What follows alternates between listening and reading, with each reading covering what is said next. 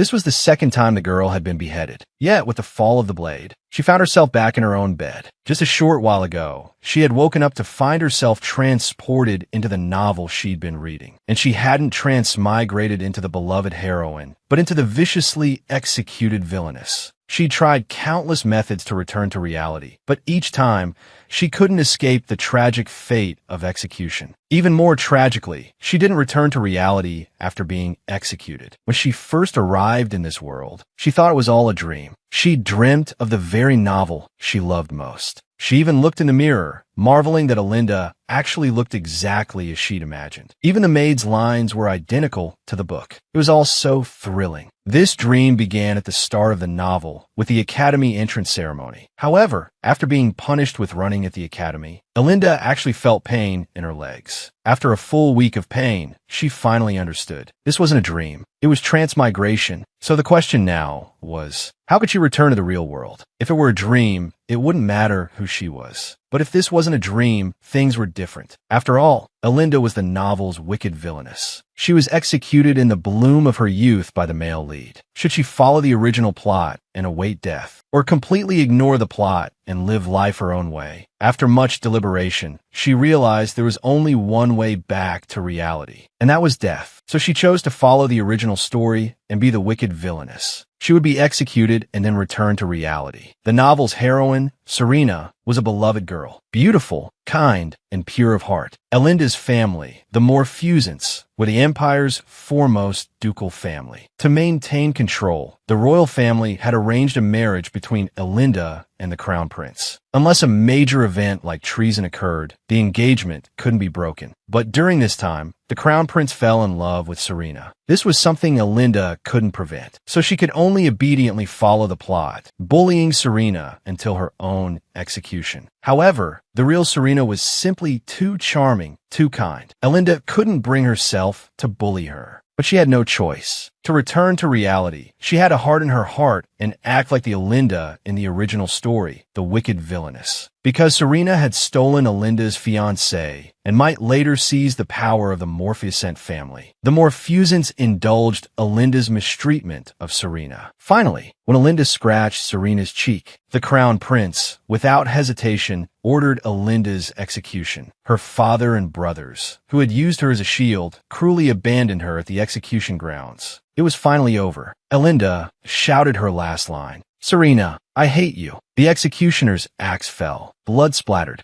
Yet, even then, Alinda didn't return to reality. The moment the axe fell, she woke up in her bed. Her neck was still intact, but the sharp touch of the blade and the momentary pain were vividly clear. The maid's familiar voice echoed, "Miss Morfusant, it's the first day of school. Why are you only just waking up?" The beginning of the novel. This time, Alinda decided to shed the villain label and live a peaceful life. She wouldn't bully Serena anymore. Even if Serena still stole her fiancé, she would still bless them. However, things didn't go as planned. She was still imprisoned by the Crown Prince. His reason? "I don't need two wives." Serena doesn't like it. In her cell, Alinda was speechless. Couldn't she escape her fate, even like this? Since she was going to be executed anyway, she might as well say what she wanted. She glared at the Crown Prince's back and cursed, "You madman. With your reckless actions, this kingdom is sure to fall." The Crown Prince turned to Alinda and laughed derisively. He taunted her, "It seems death is approaching, and you've completely lost your mind. But what can be done? I've already made a deal with your family." At that moment, Alinda instantly understood. It seemed she had been used by her family once again. When she opened her eyes again, Alinda was back at the beginning of the novel. Her maid, Annie, tidied the room while urging her to get up. Even while dressing her hair, Annie's words were the same as before. This was the third time Alinda had heard this nagging. The words were like lines from a game tutorial.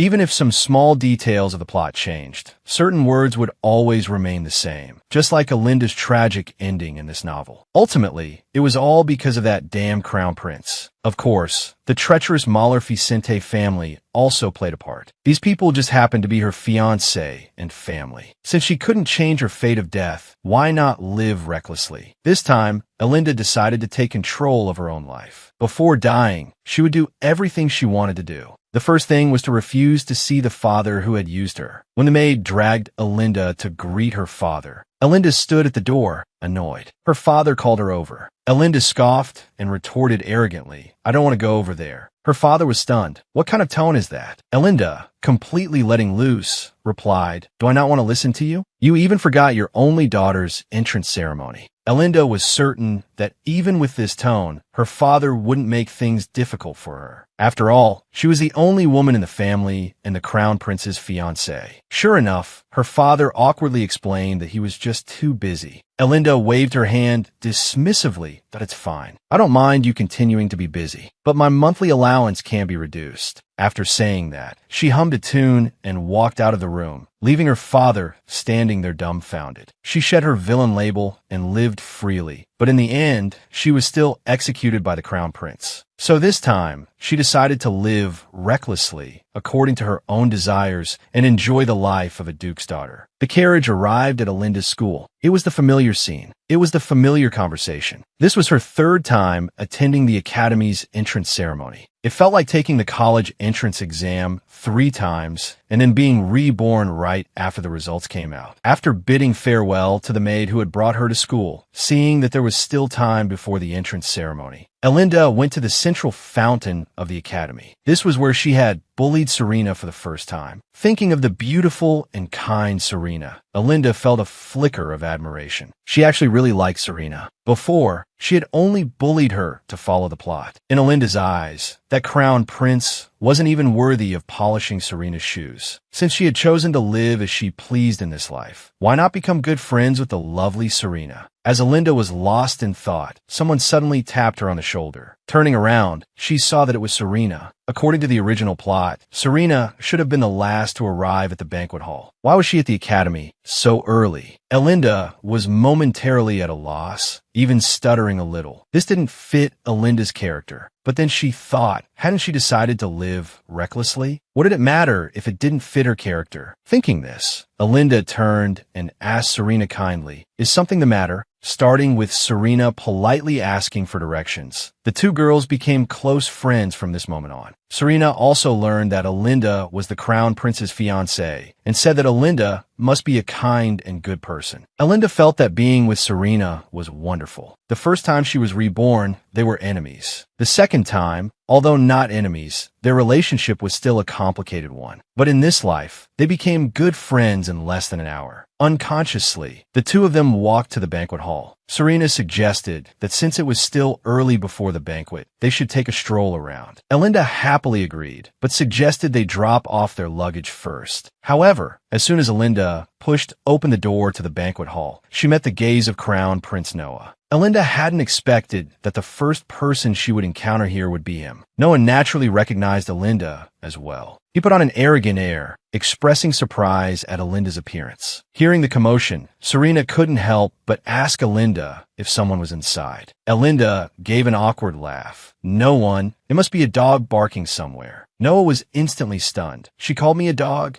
However, before he could react, Alinda slammed the door shut and pulled Serena away. That felt good. The look on the crown prince's face must have been priceless. "Anyway, I can't die before my appointed death date, no matter what I do. Might as well take this opportunity to let loose. I've decided to live according to my own wishes." In this life, not only did she not bully the heroine, she even became good friends with her. After cursing out the crown prince at the entrance to the banquet hall, Alinda pulled Serena away. Looking at the beautiful and kind Serena, Alinda felt that the scumbag crown prince wasn't even worthy of licking Serena's shoes. She wanted to change Serena's fate of falling in love with the crown prince from the original story. But it seemed that she couldn't change the course of the story on her own. Would she still be eliminated for various reasons in the future, and then fall into this cycle of death and rebirth again? As Alinda was pondering, Serena asked her if something was bothering her. She had sensed Alinda's gloomy mood. The novel mentioned that Serena had a special ability. She could read other people's emotions. It was because of this that she was able to sense the crown prince's inner feelings. And that's how the two of them grew closer. Faced with Serena's concern, Alinda told her that she was fine and not to worry. Serena once again praised Alinda for being a good person and gave her a flower. Looking at the kind Serena, Alinda was once again moved to tears. More and more people were arriving at the academy. The banquet was about to begin. A wave of worry rose in Alinda's heart. Their story was about to officially begin.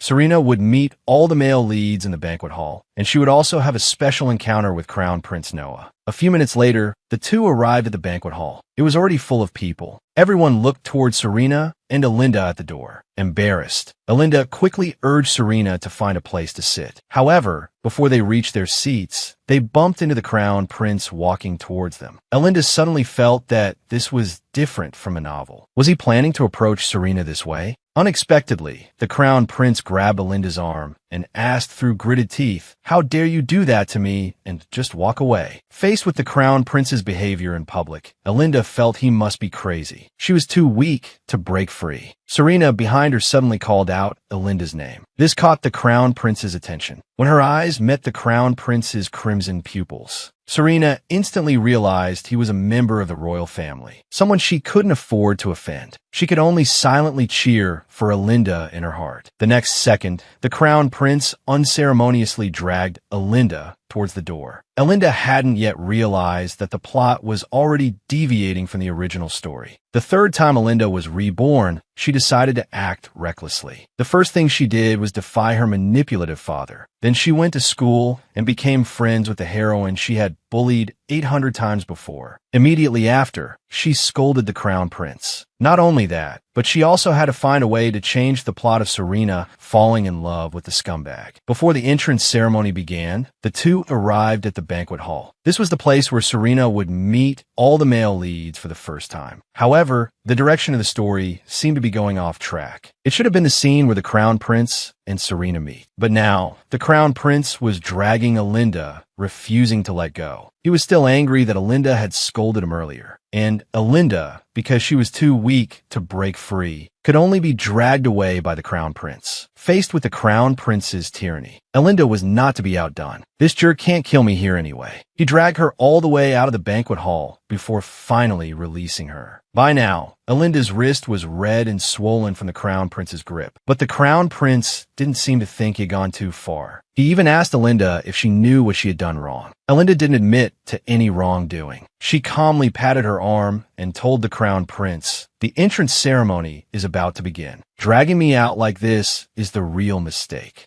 The arrogant Crown Prince threatened Alinda with beheading. This didn't scare Alinda, who had an omniscient perspective. She bluntly told him that he was thrown here by the Emperor because he had caused trouble. "And you still want to use your royal authority to threaten others?" The Crown Prince was startled. "How did you know that?" Alinda didn't answer him. Instead, she held up 3 fingers and told him, "For the next 3 years, you won't receive any help from the royal family. I know that very well." The Crown Prince scratched his head, feeling a little uneasy, but he still stubbornly told Alinda, "If you keep defying me, something unfortunate might happen to you at graduation." Unexpectedly, Alinda was even more indifferent. She said, "Well, in that case, I'll definitely make sure to defy you during this time. I'm doomed either way." She then leaned closer to the Crown Prince and asked, "Will you agree to break off our engagement then?" The Crown Prince looked awkward.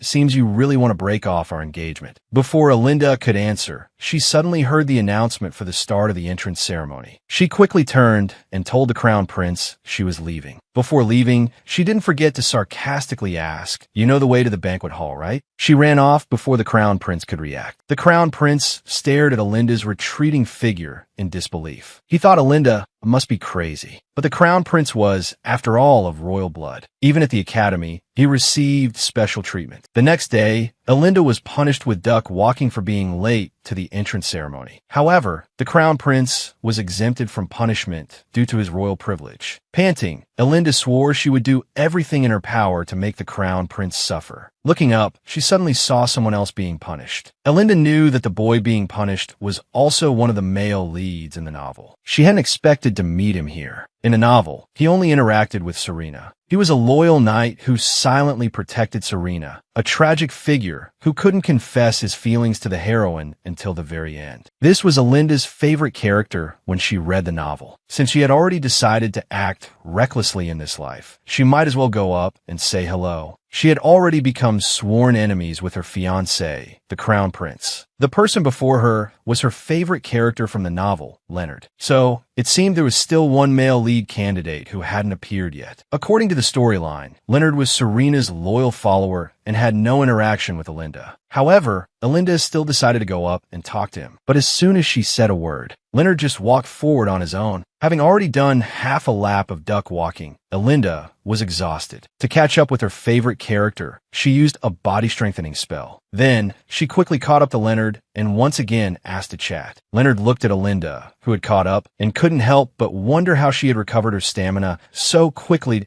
It seems you exercise regularly. He then asked her if she was the recipient of the swordsmanship scholarship, because only those who trained diligently would have such good stamina. Alinda suddenly remembered Leonard's personality. He liked honest people and hated those who played tricks. If she told him that she had recovered so quickly because she had used magic, Leonard's Halgandu towards her would definitely plummet. Alinda could only guiltily tell him that she walked like a duck for 2 hours every day, which was why her stamina was so good. Looking at Leonard's serious gaze, Alinda suddenly remembered that he also hated liars. Could he have seen through her? Unexpectedly, Leonard told Alinda, with such good stamina, it would be a waste not to learn swordsmanship. Alinda was momentarily dumbfounded. How did the conversation shift to swordsmanship? The novel never mentioned him having slow reflexes. Upon learning that Alinda's magic was only average, Leonard suggested she switch to the mandatory swordsmanship class at the end of the term. Alinda hastily refused. She really didn't know how to use a sword. But Leonard, uncharacteristically, said, I can teach you swordsmanship. If you undergo comprehensive training, you can definitely become an excellent swordswoman. Faced with Leonard's enthusiastic invitation, Alinda pretended to be exhausted, feigning shortness of breath. Leonard immediately became serious. Don't try to fool me. I know you're lying. Alinda could only inwardly click her tongue. At that moment, Serena's voice suddenly came from behind. She had come to give Alinda a towel. Leonard stood to the side, silently watching the two of them. Alinda suddenly realized, why hadn't Leonard left yet? Was it because of Serena? But Leonard didn't greet Serena. Instead, he snatched the handkerchief from Alinda's hand. He wiped his own sweat with it and once again asked Alinda to learn swordsmanship from him. A frantic Alinda decided to tell Leonard about her earlier use of magic, letting him know that her stamina wasn't actually that good. However, she forgot she had a severe weakness for handsome faces. When Alinda looked up and met Leonard's handsome face, she immediately changed her mind. She promptly agreed with an eager expression to Leonard's request to teach her swordsmanship. Leonard immediately made plans with her to start training the next day at the same location. Alinda enthusiastically agreed. After all, no matter what, Leonard would eventually fall in love with Serena. A little entanglement with her now wouldn't change anything, right? His fiancée. But she just had to offend the crown prince to death. The second male lead was indifferent to her, so she just had to become good friends with him. In the academy hallway, Serena asked Alinda with concern if agreeing to learn swordsmanship from Leonard was a bit impulsive. She might collapse from exhaustion before long. Alinda laughed awkwardly and said she was fine, telling Serena not to worry. She also told Serena that she had just chatted with Leonard and felt that he was quite a nice person. Serena could only advise Alinda not to overexert herself and not to push herself too hard. As the two girls were talking, the classroom bell rang. Alinda said it was the warning bell and that it was time to go back to class. Serena was surprised that Alinda was so knowledgeable about the academy's affairs. Alinda explained that it was because her brother also attended school here. Serena suddenly remembered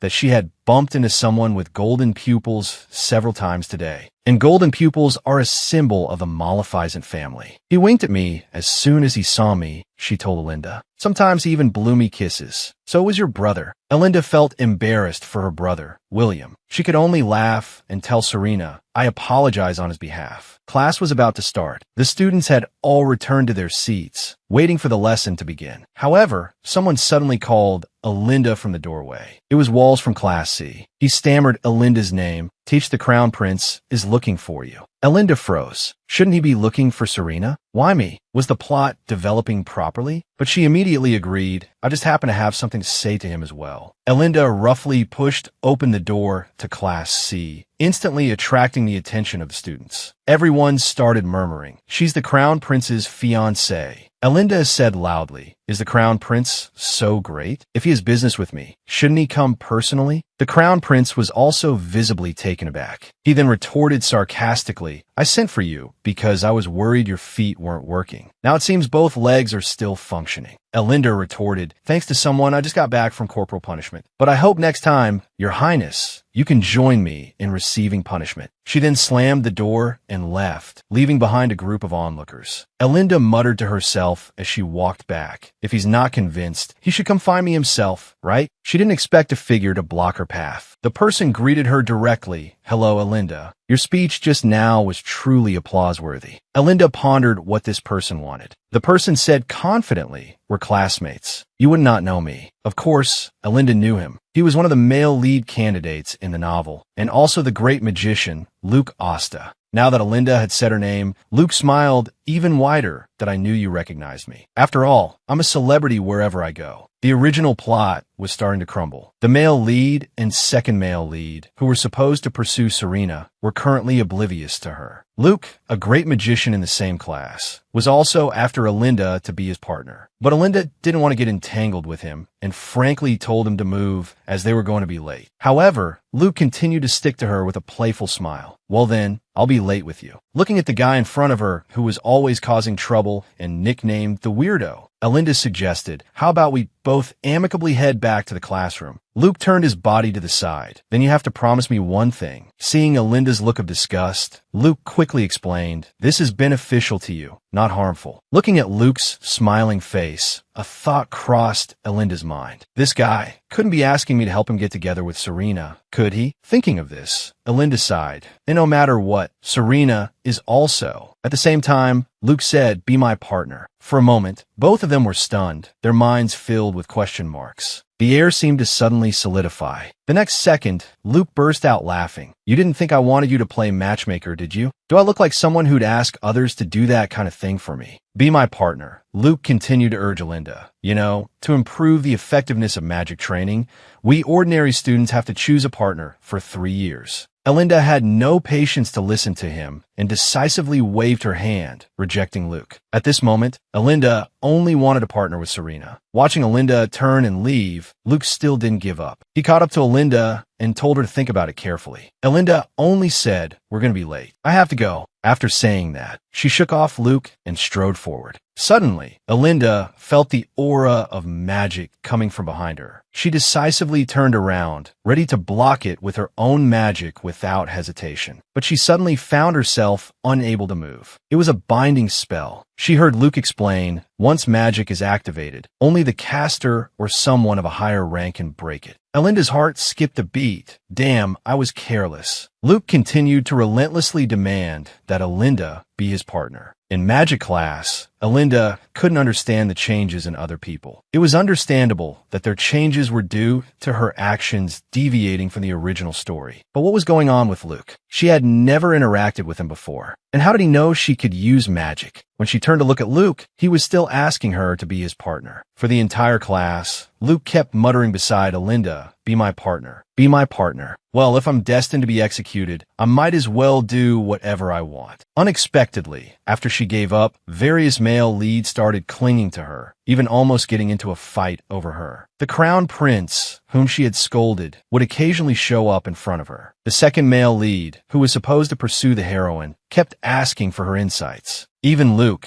the great magician whom she had never interacted with, was relentlessly pursuing her. After magic class, Leonard came to the classroom to find Elinda, reminding her about their training after school. Elinda had just replied, no problem, when Luke sarcastically remarked, trying to teach a magician swordsmanship? How stupid. Leonard seriously told Luke, Elinda's current physical foundation will definitely become stronger through training. Luke scoffed, you still believe that? The two disagreed and almost got into a fight. Elinda suddenly felt that the plot was developing in a strange direction. How come everyone had been revolving around her these past few days? Serena was clearly the heroine. 2 whole days had passed, and Luke was still following Elinda trying to persuade her to be his partner. Even Serena couldn't help but ask curiously, why has Luke been clamoring to be your partner since the day before yesterday? Luke looked dumbfounded. Does there have to be a reason? Elinda turned her head and said, no. Even if I heard the reason, I would still reject you. Luke laughed. That's why I didn't say it.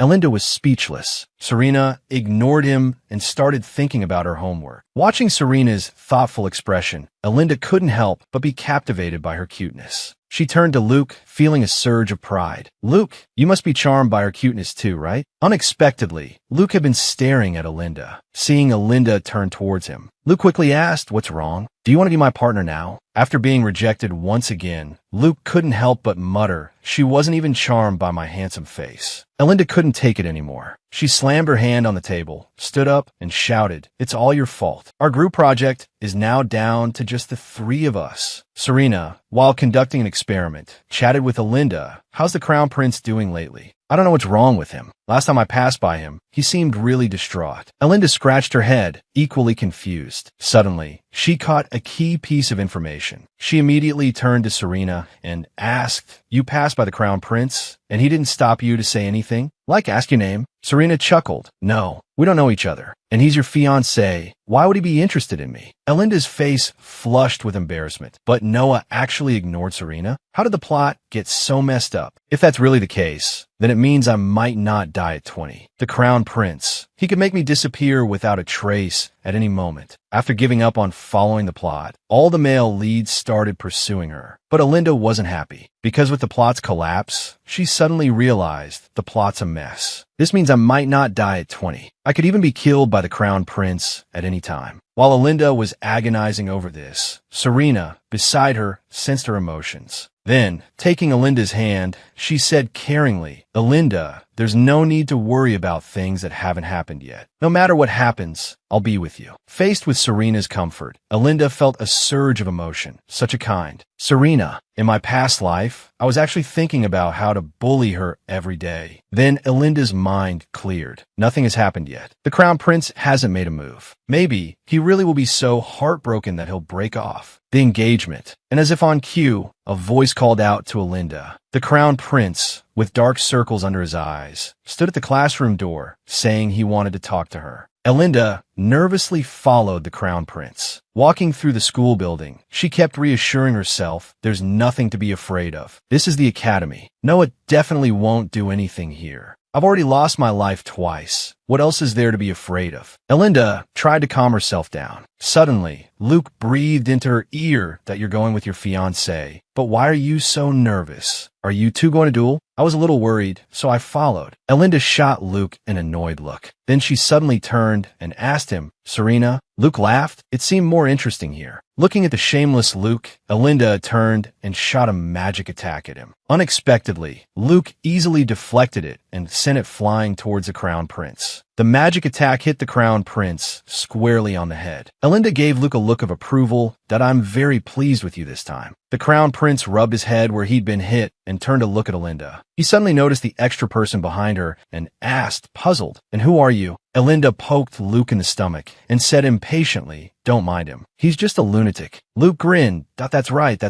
Don't mind me. I'm a lunatic. Elinda was even more speechless. What's there to be proud of? It's not like I was complimenting you. Watching the two bicker, the Crown Prince's expression darkened. He turned directly to Elinda and said, ever since you caused that scene last time, my position has become quite ridiculous. You actually insulted the royal family in front of everyone. Don't tell me you're hoping I'll show mercy and let you off the hook. Looking at the Crown Prince's icy gaze, Elinda started thinking again. Does he want to execute me right here? He probably won't do anything rash before the end of the semester. That day, because of Elinda's previous insults, the Crown Prince called her in for another talk. Elinda was worried that he would attack her. But the more she thought about it, the angrier she became. If the Crown Prince hadn't been planning to get rid of her, none of this would have happened. At that moment, the Crown Prince started pushing her again. That I'll ask you one more time. Are you really crazy? Elinda shot back. What's it to you? You're gonna get rid of me sooner or later anyway. The Crown Prince caught the key word. Why sooner or later? Elinda scoffed and muttered under her breath. Sharp ears, aren't they? Luke quickly asked, is he going to get rid of you just because of that incident? Elinda replied, even if it wasn't for that, he'd get rid of me eventually. Luke didn't understand. He just laughed at my, you two are really interesting. Then he turned to Linda and asked, do you regret saying those things to him now? Elinda shook her head vigorously. Not at all. Luke smiled and patted Elinda's head. That's what I like about you. The two completely ignored the person beside them. The Crown Prince, his anger steadily building, then started to berate Elinda, insulting the royal family. You know the price you have to pay, right? However, there seems to be a misunderstanding between us. If you can properly reflect on your actions within 3 years. Before the Crown Prince could finish, Elinda flipped him off. Get lost. Even Luke was stunned. Elinda,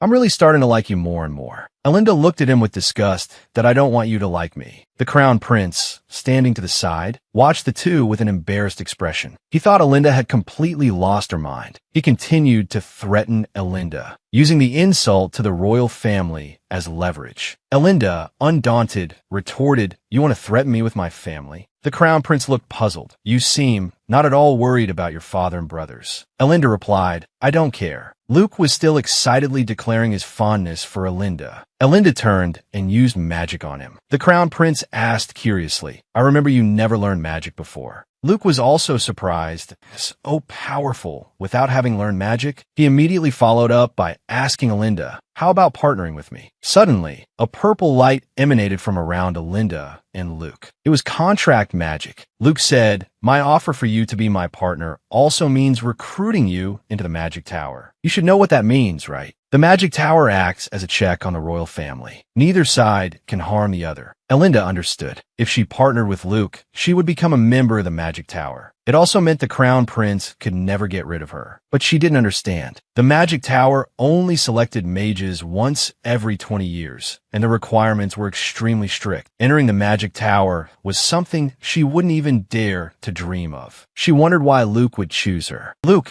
as if seeing through Elinda's thoughts, laughed and said, the current Magic Tower master doesn't dare to confront the Emperor. It's too boring without this kind of fun. So, our Magic Tower needs ambitious people like you. As long as you join the Magic Tower, even if your family is annihilated, you can still live well. The Crown Prince couldn't stand it anymore. He bluntly asked what kind of absurd reasoning that was. Elinda realized that if she agreed to Luke, she would no longer fear being executed by the Crown Prince. The story would be completely rewritten. In other words, she would no longer have to face death at 20. She could enjoy life freely. Thinking of this, she immediately agreed to partner with Luke. As the next Magic Tower Master, Luke granted Elinda the position of Magic Tower Mage. With the casting of the spell, the contract immediately took effect. Elinda looked at the Crown Prince with disdain at I don't have to hold back anymore, right? Luke took Elinda's hand and told her, it looks like you want to get rid of him right now. But I'm warning you, you can't get rid of him either. After that, Elinda finally no longer had to worry about being executed by the Crown Prince. The fate of dying at 20 was completely rewritten, seeing that Elinda wanted to attack the Crown Prince on the spot. Luke quickly grabbed her hand. He told her that although the Crown Prince couldn't execute her, she couldn't get rid of him either. Elinda looked arrogantly at the Crown Prince. She said, is that so? Noah, since I can't get rid of you, then please lose yourself. Disappear from this world.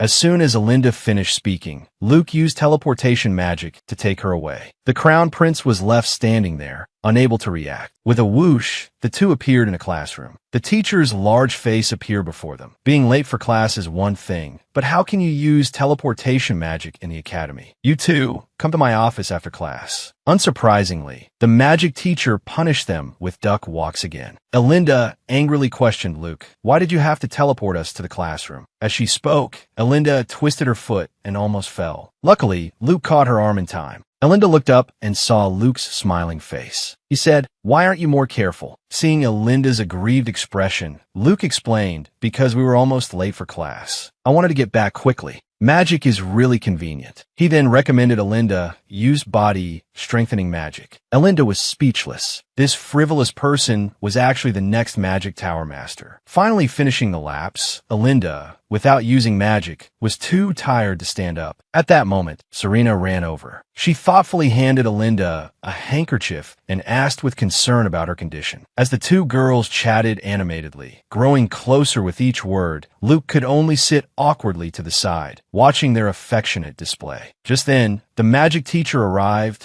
and, after adjusting their glasses, began lecturing Alinda. They told her that even though she was a daughter of the Maleficent family, such behavior wasn't acceptable at the academy. Alinda nodded obediently, then stood and whispered to Luke, "Didn't you just ask me why I don't use body-strengthening magic?" Before Luke could react, Alinda shouted, "Professor, you just used body-strengthening magic." After saying this, she grabbed Serena's hand and left. The magic teacher then began lecturing Luke, saying that even someone from the Magic Tower couldn't act so recklessly at the academy. As punishment, they made him walk 5 laps around the field like a duck and stated they would personally supervise him. Alinda glanced triumphantly at Luke and walked away happily with Serena. On their way back, Serena worriedly told Alinda, "I've been curious. Do you actually dislike me and are just forcing yourself to spend time with me?" Alinda quickly denied, in no way. "Serena, I really like you." As she spoke, she grasped Serena's hands with a sincere expression. After a few seconds, Serena happily replied, "Me too. I'm so glad we became friends." But Alinda still felt uneasy. She turned and pulled Serena along, saying she wanted to prove her sincerity. In the pastry shop, Alinda pointed at all the pastries and said, "Pick anything, one of everything. This is my sincerity to you, Serena." She didn't know how else to express herself, so she offered this simple gesture. Serena suggested they share the pastries with Luke, since he must be tired. Alinda disagreed, saying she knew Luke would immediately use magic to recover his stamina after running. Serena urged Alinda to be more considerate, reminding her that Luke was her partner. Alinda sighed and said, "I actually really wanted to be partners with you." She had planned to formally ask Serena after the magic exercise ended, but she hadn't expected Luke to tempt her with a magic tower. Joining the Magic Tower was also a way for Alinda to avoid death, but Serena didn't know this. With a melancholic expression, she said, "No matter how much you say you want to be partners with me, this is the situation you chose. A missed opportunity won't come again." Alinda scratched her neck. Serena was right. Alinda bought one of every pastry in the shop. On the way back, they ran into Reynard. Alinda greeted him enthusiastically, while Serena looked nervous. Reynard hesitated, then stiffly waved back. Alinda asked Reynard solicitously if he was there for sword training and if he had eaten. Reynard awkwardly apologized to Alinda, saying it was wrong of him to force her to learn swordsmanship. Alinda grasped Reynard's hand warmly and said it was all right, and that they should still see each other often even if she didn't practice swordsmanship. Then, Alinda turned excitedly to Serena. This way, she thought, Reynard and Serena's relationship could progress. Before Alinda could even try to connect them, Serena stepped forward and invited Reynard to share the pastries. At the table, Luke angrily called Alinda a traitor. Without even looking up, Alinda stuffed a pastry into his mouth. While chewing, Luke complained about how Alinda could abandon him. "And what's with this Reynard guy?" he asked Alinda, turning to her. "Don't you know mages and swordsmen are incompatible?" Alinda glanced sideways. "So, are magic swordsmen mages or swordsmen?" Reynard replied seriously, "Magic swordsman has swordsman in it, so they should be swordsmen, right?" Luke sighed, "I can't believe I'm having lunch with this guy." Serena quickly intervened. "Well, who else do we have as friends besides each other?" Luke pointed at Reynard. "He and I are not friends." Alinda called him childish. The group sat together, sharing pastries and chatting about trivial things. Alinda thought how wonderful it was when the crown prince wasn't around. Meanwhile, Luke was still staring seriously at Alinda. Alinda wondered what his reaction meant. Luke stated plainly that he was still angry. Alinda chuckled, "Oh, that's why. I thought my laughing was bothering you." Because Alinda remembered, the crown prince from her past life had said, "Your laugh is really annoying." Luke noticed the change in Alinda's expression. He suddenly leaned closer to Alinda and said gently, "How could that be?" Then he returned to his usual tsundere expression. "Oh, you know how tiring it is to walk around the track 5 times? I'm still mad at you."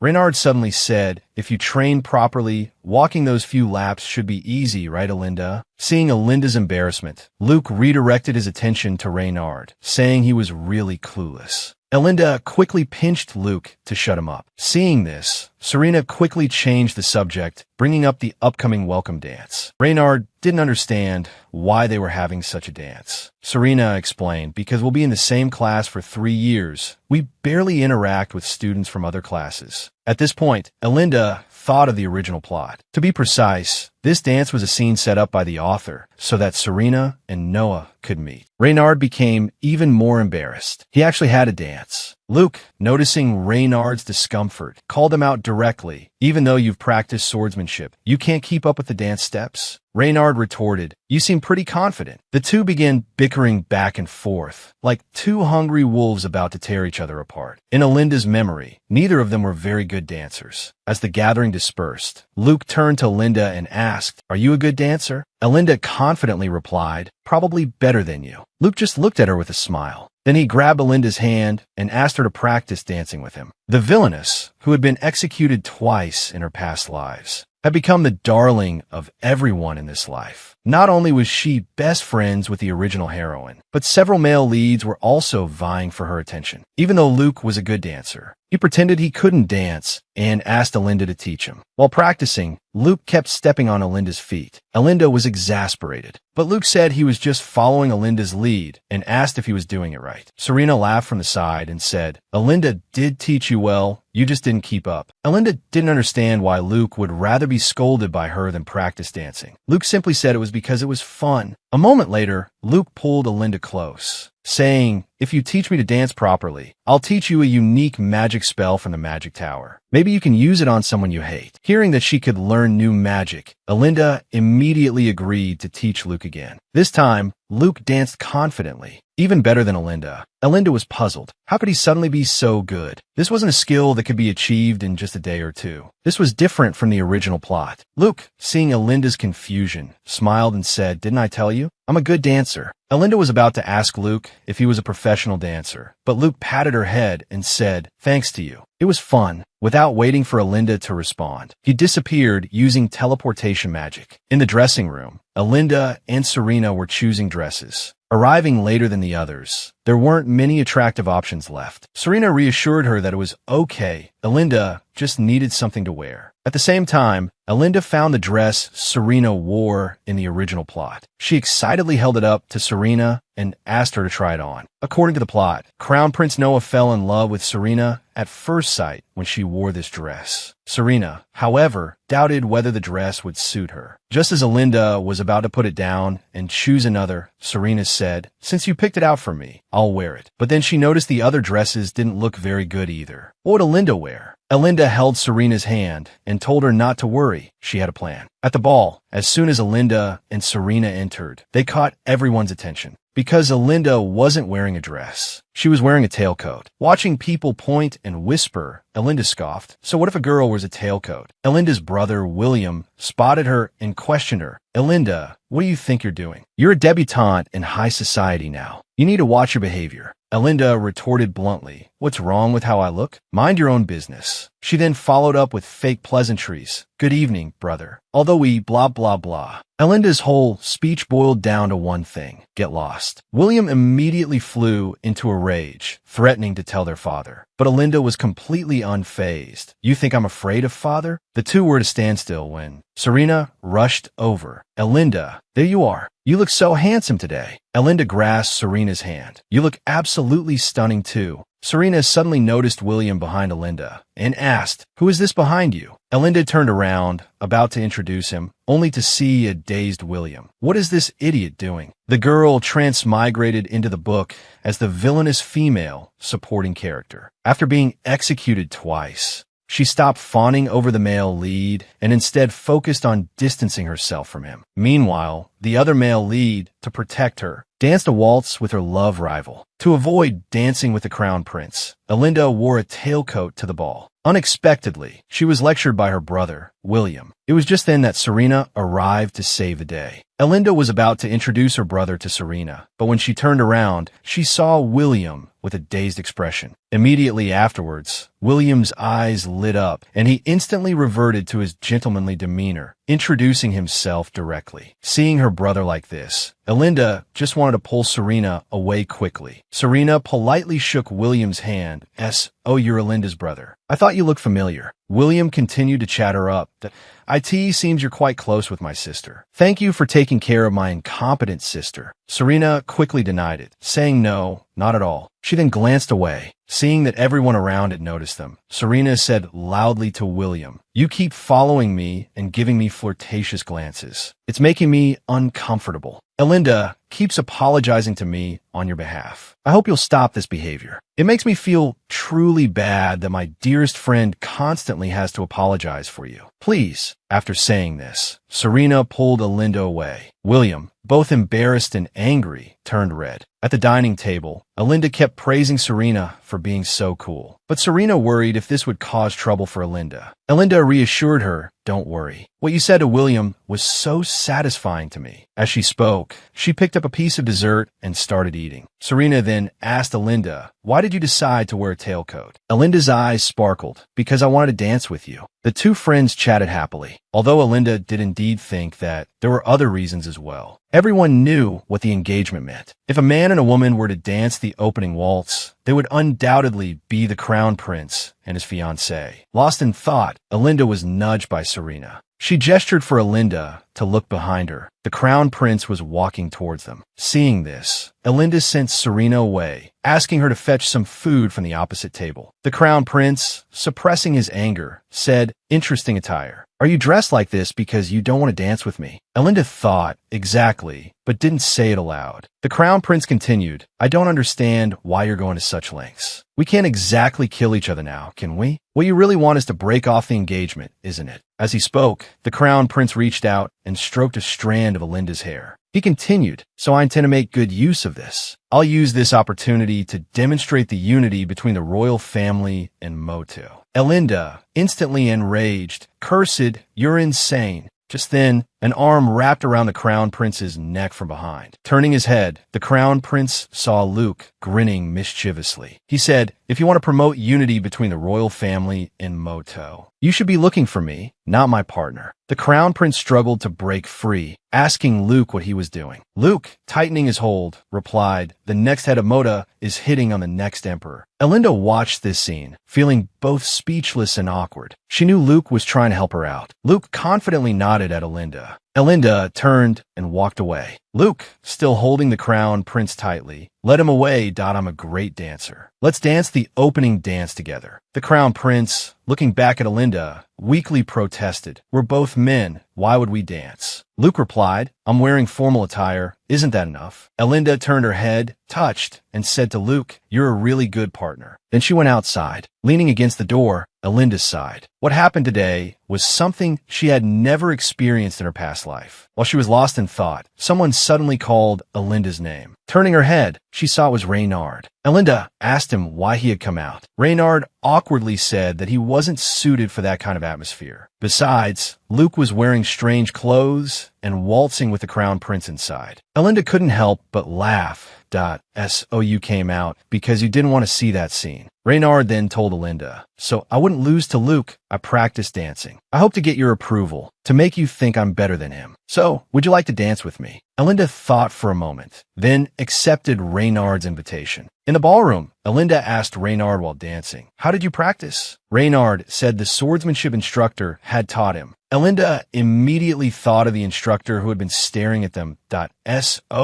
It was the swordsmanship instructor who taught you. No wonder I felt like we were fighting, not dancing. After the dance, Reynard said he had never attended a ball before, so he must have looked clumsy. He thanked Alinda for accepting his invitation. Looking at Reynard's handsome smile, Alinda suddenly felt, is this really Reynard? You weren't such a smiley person in the original story. After Reynard left, Alinda, feeling heavy-hearted, also decided to find a place to rest. However, Luke's angry face suddenly appeared before her. He angrily shouted, "Alinda, how could you leave me and dance with another man first? Shouldn't you choose your partner first?" Alinda jokingly said, "Your Highness, Didn't you already have the opening dance with the Crown Prince? I happen to be wearing a tailcoat. If you put on a gown, I'll dance with you. Looking at Luke's expression, Elinda thought, teasing Luke is still fun. But the next second, Luke shamelessly said, then should I wear something a little more daring this time? Elinda instantly gave in and resignedly took Luke's hand, saying, let's go to the dance floor. While dancing, Elinda thanked Luke. If it weren't for you, I would have definitely lost my temper at him. Luke remembered the Crown Prince's expression. He laughed. You really should have stayed to see his expression while dancing. He looked like he wanted to kill me on the spot. At this moment, Elinda asked the question she had always wanted to ask. What's the real reason you invited me to be your partner? But Luke said, do we need a reason between us? Elinda was puzzled that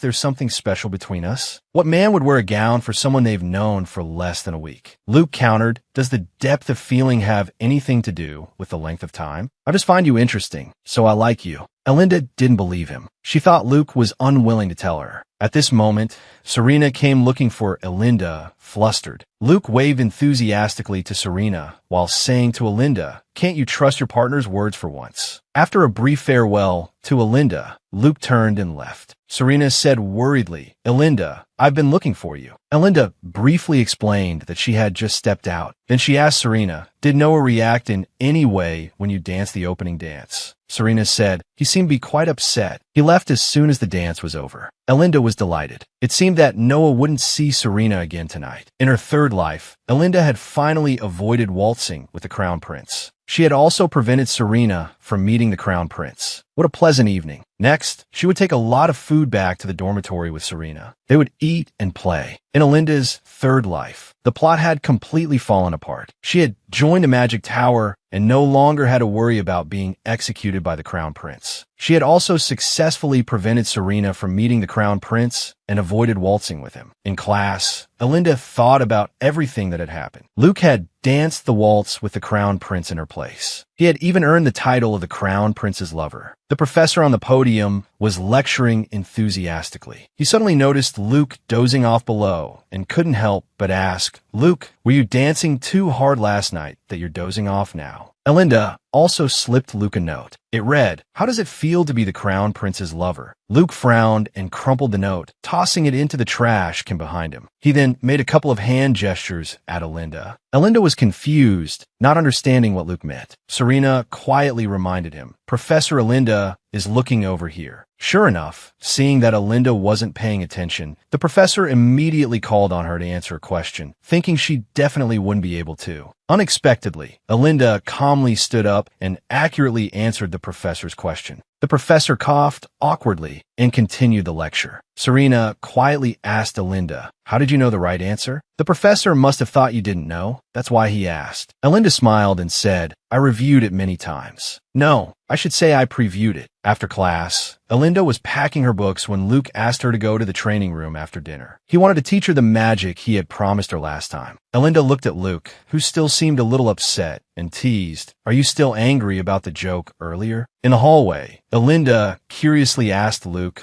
what he was going to teach her. Reynard, having heard that Luke was going to teach Elinda magic, was also curious. Luke put his arm around Elinda's shoulder, deliberately showing off to Reynard. Actually, I also know some swordsmanship. I showed it off a bit last time, and he's been asking me to teach him ever since. Reynard, seeing that Luke wasn't being truthful, told him, I won't believe anything you say. Luke scratched his head and said, I just want to teach her a spell to make meteorites fall from the sky. Elinda and Serena jokingly exclaimed in an exaggerated manner, wow, our school won't be destroyed, will it? Luke naturally saw that they thought he was joking and became embarrassed. What's with that reaction? Elinda retorted, you're always telling lies. How can we believe you? Reynard nodded in agreement. After speaking, he walked ahead, chuckling, leaving Luke behind. They continued towards the training room, chatting and laughing. Inside the training room, Luke said that Elinda didn't have much magic power herself, so what he needed to do now was release Elinda's hidden magic power. Elinda was puzzled. I only know how to cast spells, not how to release magic power. Luke said, of course you don't know, because only magicians in the Magic Tower know this kind of training. He then explained to Elinda how to release magic power. Elinda started practicing according to Luke's instructions. Luke told her he would help her. When Alinda gathered all her magic power to her chest, as Luke instructed, she instantly felt a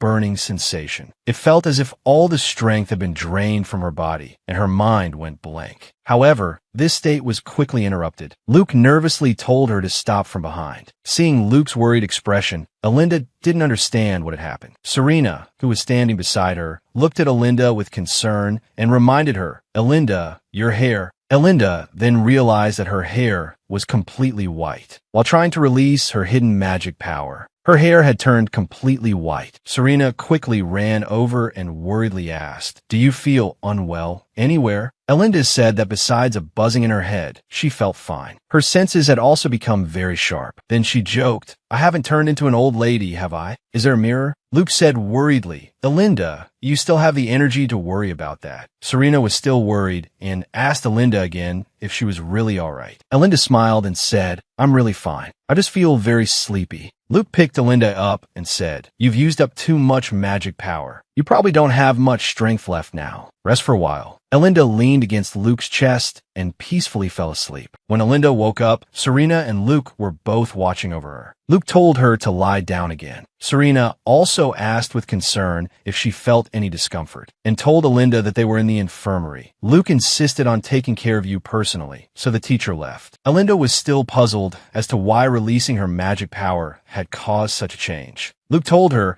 "It's because your body couldn't handle the magic power. That's why that change happened. Although you've recovered now, the magic power in your body is still unstable, so you should still rest well. Generally, when the body reaches its limit, the release of magic power will be interrupted. So no matter how much you release, the magic power will reach a limit. But Alinda, you're special. Your body couldn't handle it anymore, but the magic power was still being released." Alinda was startled.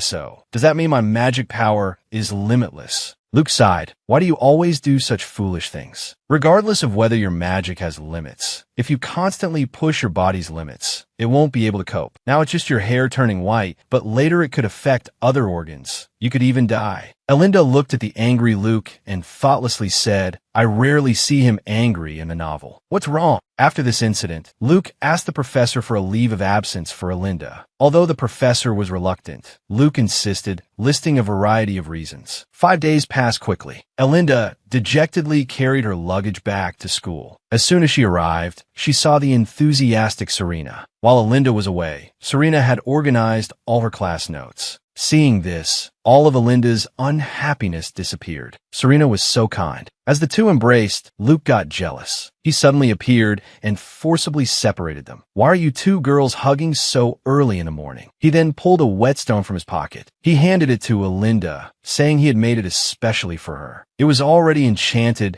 and could prevent the previous incident from happening again. Alinda was impressed. She had been thinking about how to slowly explore the balance point of her magic release, but this whetstone easily solved her problem. Serena peeked over and said that she and Luke had made it together. Alinda worried if it would harm Serena, but Serena said it was fine, because we're friends. Alinda, moved, hugged Serena. Luke, standing to the side, was awkward again. "I helped too." He came from the most prominent family in the Empire, yet he was suspected of cheating by the teacher at the Magic Academy. And the one who cleared him was the Crown Prince Noah, who had executed him twice in the past. The class bell rang. After the professor entered, he directly told the students to put away their books. He said this class was a surprise test, just to understand everyone's level, so there was no need to be nervous. Looking at the questions on the test paper, the students scratched their heads, unable to answer. But for Alinda, who had been reborn 3 times, it was a piece of cake. She considered whether to just write something random, but decided against it. After all, she still wanted to join the Magic Tower after graduation. It was better to leave a good impression on the teacher first. The next day, Alinda was called to the office. The professor suspected Alinda of cheating on yesterday's quiz and sternly reprimanded her. "Even if you come from the most prominent family in the Empire, I won't be intimidated." Alinda assured the professor that she hadn't cheated. "You shouldn't accuse me like this." The professor handed Alinda her entrance exam scores. That question was very difficult. Besides Luke,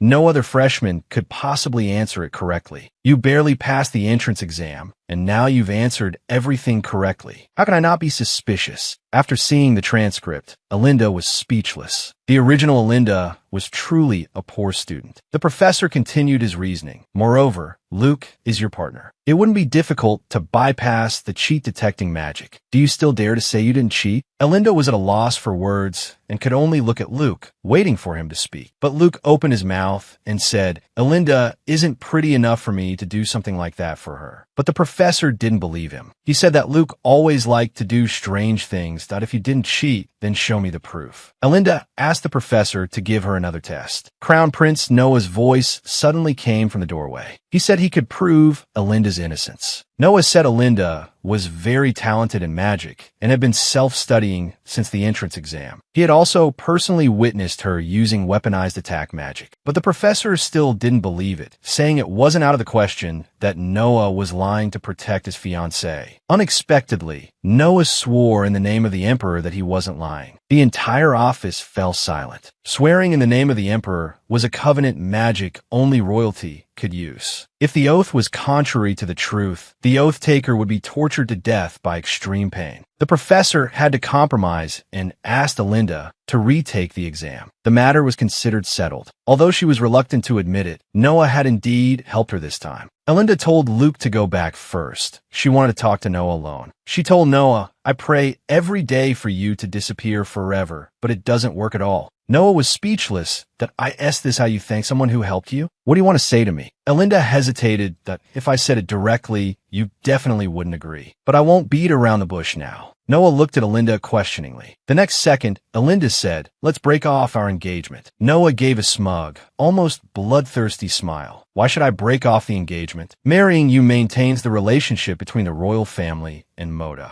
I wouldn't let such a good opportunity slip away. Elinda retorted, if it's just about maintaining the relationship between the royal family and Moda, wouldn't Luke be a better choice? You even danced with him. The crown prince simply said, Luke absolutely hates me. Elinda, hearing this, exploded. You won't find anyone in this world who hates you more than I do. Noah looked even more perplexed. He slowly approached Elinda. You used to like me, he said. Elinda replied, people change. Besides, you never did anything for me. Noah didn't argue. He hadn't done anything for Elinda. Elinda stated plainly, in short, I don't want to maintain this engagement with you anymore. I don't want you to use me to improve relations between Moda and the royal family. If you don't agree, she continued, I will personally destroy the Maleficent family. The girl, after transmigrating into the book, was experiencing her third rebirth. Due to being executed by the crown prince in her previous 2 lives, she was traumatized. In her third life, she decided to avoid her fiancé, the crown prince, from the very beginning. And yet, in this life, the crown prince was ignoring the original female lead and had become interested in her. After confronting the crown prince, Elinda proactively asked Reynard to teach her swordsmanship. This way, even the crown prince wouldn't be able to easily provoke her. Reynard asked her what level of proficiency she wanted to achieve. Elinda stated directly, I need to catch up to the royal family's swordsmanship curriculum. Reynard gave Elinda a fair warning, saying the training would be quite intense. Elinda confidently agreed, but after the first training session,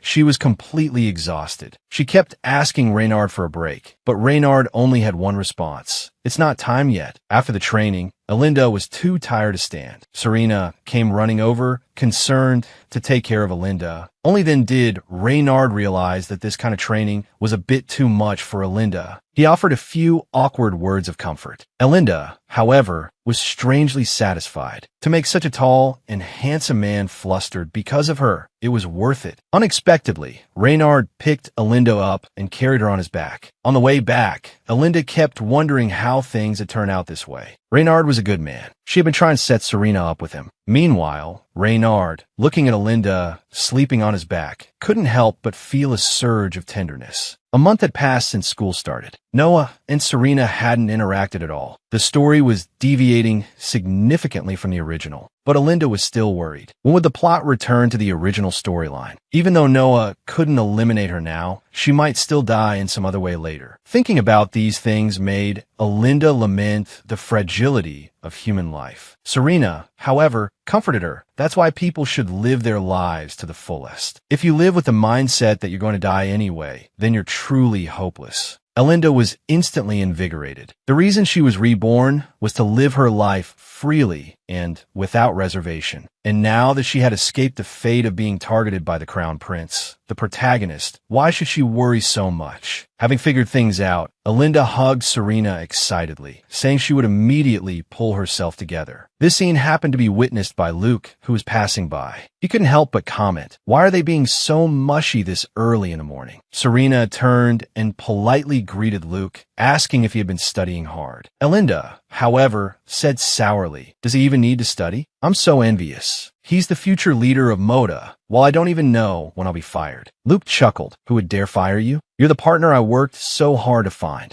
Alinda couldn't help but ask Luke again, "What were your criteria for choosing a partner?" Luke simply replied, "Someone who can make me laugh." After the three of them entered the classroom, the other students suddenly fell silent. They all stared at Alinda. Because of the previous cheating incident, Alinda had become the center of attention. Then, a classmate, Ginny, invited Alinda to join her study group, mentioning the other members. Alinda smiled and declined. Ginny's study group was composed of students from noble families. She had even invited Crown Prince Noah. It was ostensibly a study group, but in reality, it was a gathering of the upper class. Alinda didn't like these kinds of gatherings. Moreover, Ginny hadn't even invited Serena. Just after Alinda declined Ginny's invitation, Serena excitedly suggested we could form our own study group. Seeing Serena's adorable demeanor, Alinda was utterly defenseless. Of course, she wouldn't refuse the Crown Prince either. His pursuit was relentless. Gifts piled up, filling the hallway. If she didn't forgive him, there would be even more gifts to come.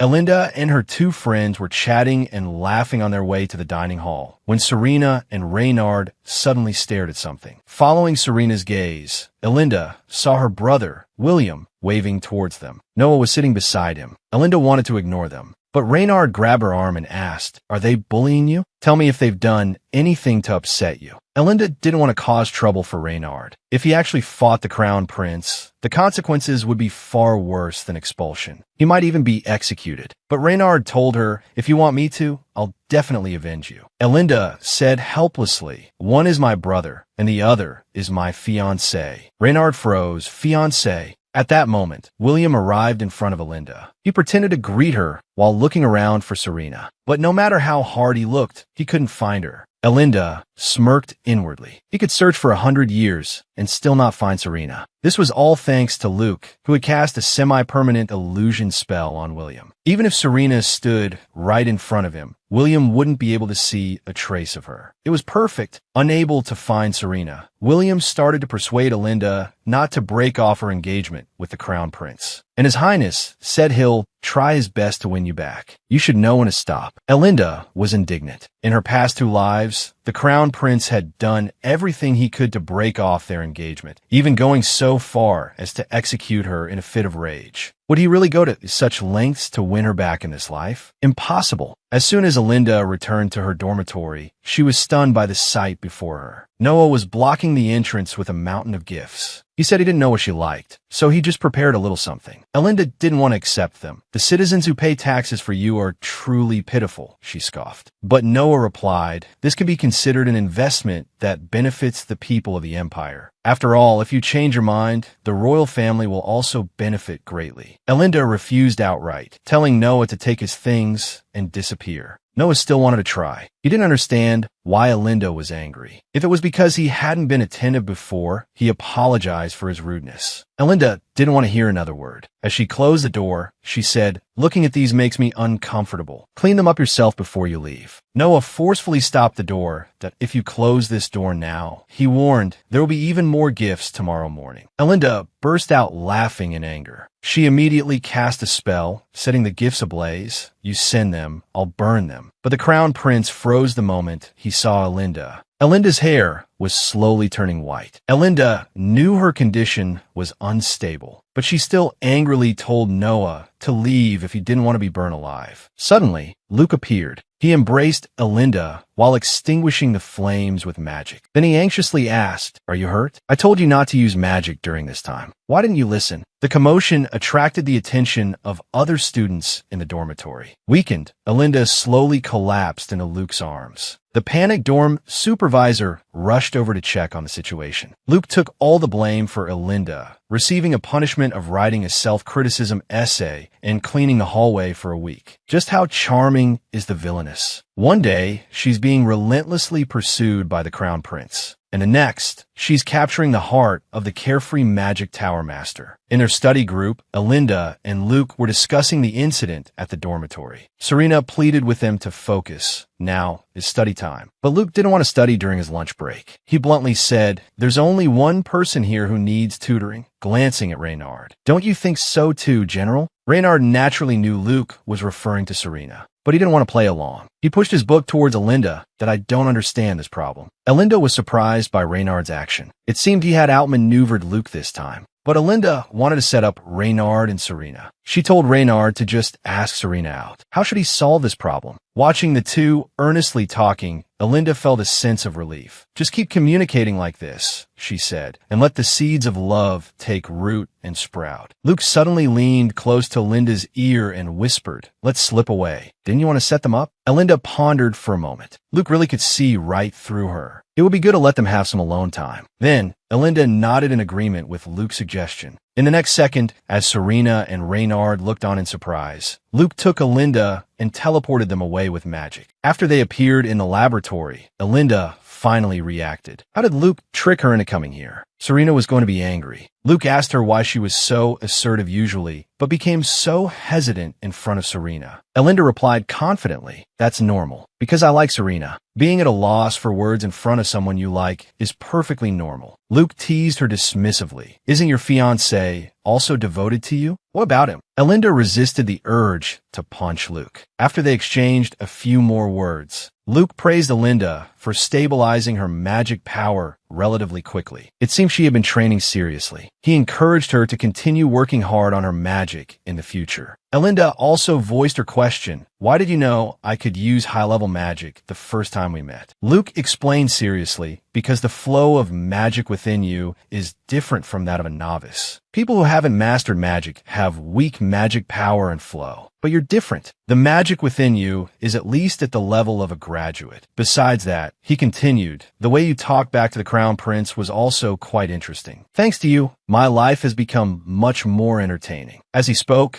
Luke brushed the hair away from Elinda's ear and removed the necklace that controlled her magic. Elinda was a little flustered by Luke's intimate gesture. He had just said she could take it off, but in the next second, Luke had already removed the necklace. Although Luke's usual behavior was more outrageous than this, at this moment, Elinda suddenly felt the air filled with an ambiguous atmosphere. Luke asked Elinda to try releasing her magic again and assured her that this time it wouldn't go out of control like before. He even said that if there was another accident, he would call Reynard Big Brother. Hearing this, Elinda instantly became a bit interested and immediately started releasing her magic power like before. Luke carefully guided her from the side. When Elinda started to feel dizzy, Luke quickly told her to stop, and he began chanting a spell towards the necklace. After the spell was complete, Luke happily praised Elinda for doing a good job and affectionately pinched her cheek. Seeing Elinda's radiant smile, Luke suddenly froze. In that instant, he felt his heart racing.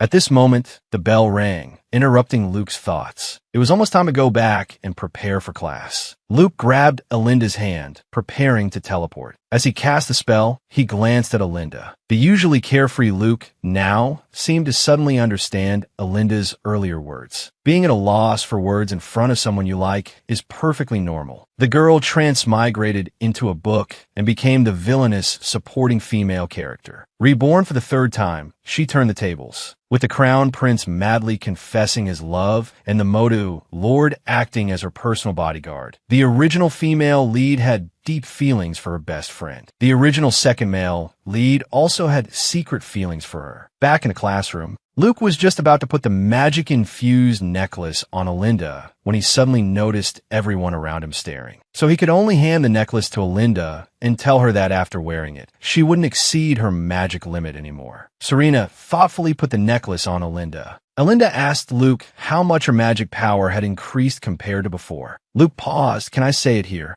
Alinda didn't think too much about it and just told Luke to go ahead. Everyone around them was curiously waiting for Luke's answer. The next second, they heard Luke say, "Not much. If released to the limit, it's about equivalent to a junior royal magician." The surrounding students were all shocked. Serena also said, "That's not much at all." But looking at Luke's nonchalant expression, Alinda suddenly felt like he was lying. After Luke had dispersed the onlookers, he quietly approached Alinda and told her that he hadn't said she was a royal magician, but a magician from the Magic Tower, and that she was already at a high level. Alinda didn't understand why Luke had lied just now. Luke smiled and patted Alinda's head, saying, "I was afraid that telling the truth would cause you a lot of trouble." As expected, news of Alinda's magic power had already spread throughout the academy. Even during lunch, classmates would come up to her and ask questions. Luke sighed and silently cast a shielding spell. Except for the four of them, no one else could enter the shortcut. Luke couldn't help but complain, "These people are so unsophisticated. If I had known this, I would have just said Alinda was at the graduate level from the start." Reynard also said, "I haven't had a chance to chat with you lately." Serena echoed, "It feels like you've been stolen away." Alinda was quite happy with Serena's jealousy and possessiveness. Reynard asked Alinda, "Why have people been coming to find you lately?" Luke said discontentedly, "Because of my momentary blunder, some people keep bothering Alinda." Serena explained, "Luke told everyone that Alinda's magic power is equivalent to that of a royal magician." But Reynard didn't understand what level that was. Alinda said helplessly, "It's like saying my swordsmanship is equivalent to that of a royal knight." Reynard suddenly realized, "So you're more skilled than I thought." Luke took the opportunity to ask, "What about me?" Reynard coldly told him, "I'm not interested in you." Then he turned to Alinda, "Since you've already shown promise in magic, shouldn't your swordsmanship also catch up?" Alinda felt as if she'd been struck by lightning. But Reynard was just like that, a fool who only knew swordsmanship, a man preoccupied with his own feelings. Unsurprisingly, Reynard intensified Alinda's training. He wanted to improve her stamina as well. While running, Alinda was still thinking about Reynard and Serena. But she didn't have Serena's ability to read other people's emotions, so no matter how much she thought, she couldn't understand. During a break, Alinda took out the handkerchief Serena had given her, wiped Reynard's sweat, and told him, "This handkerchief is from Serena." She immediately took the opportunity to say how kind Serena was, waking her up every morning. But Reynard's focus remained on Alinda, saying, "It seems you always sleep in." Alinda mentioned some of Serena's other good qualities, but every time, Reynard managed to turn the conversation back to her. Finally, Alinda couldn't help but say directly, "Serena is really good." Reynard, of course, understood what Alinda meant. He confessed directly to Alinda, "I know better than anyone what's in my heart, so please stop trying to force me." Looking at Reynard's serious expression, Alinda was a little confused about what he meant. Was he saying he already liked Serena and she didn't need to worry, or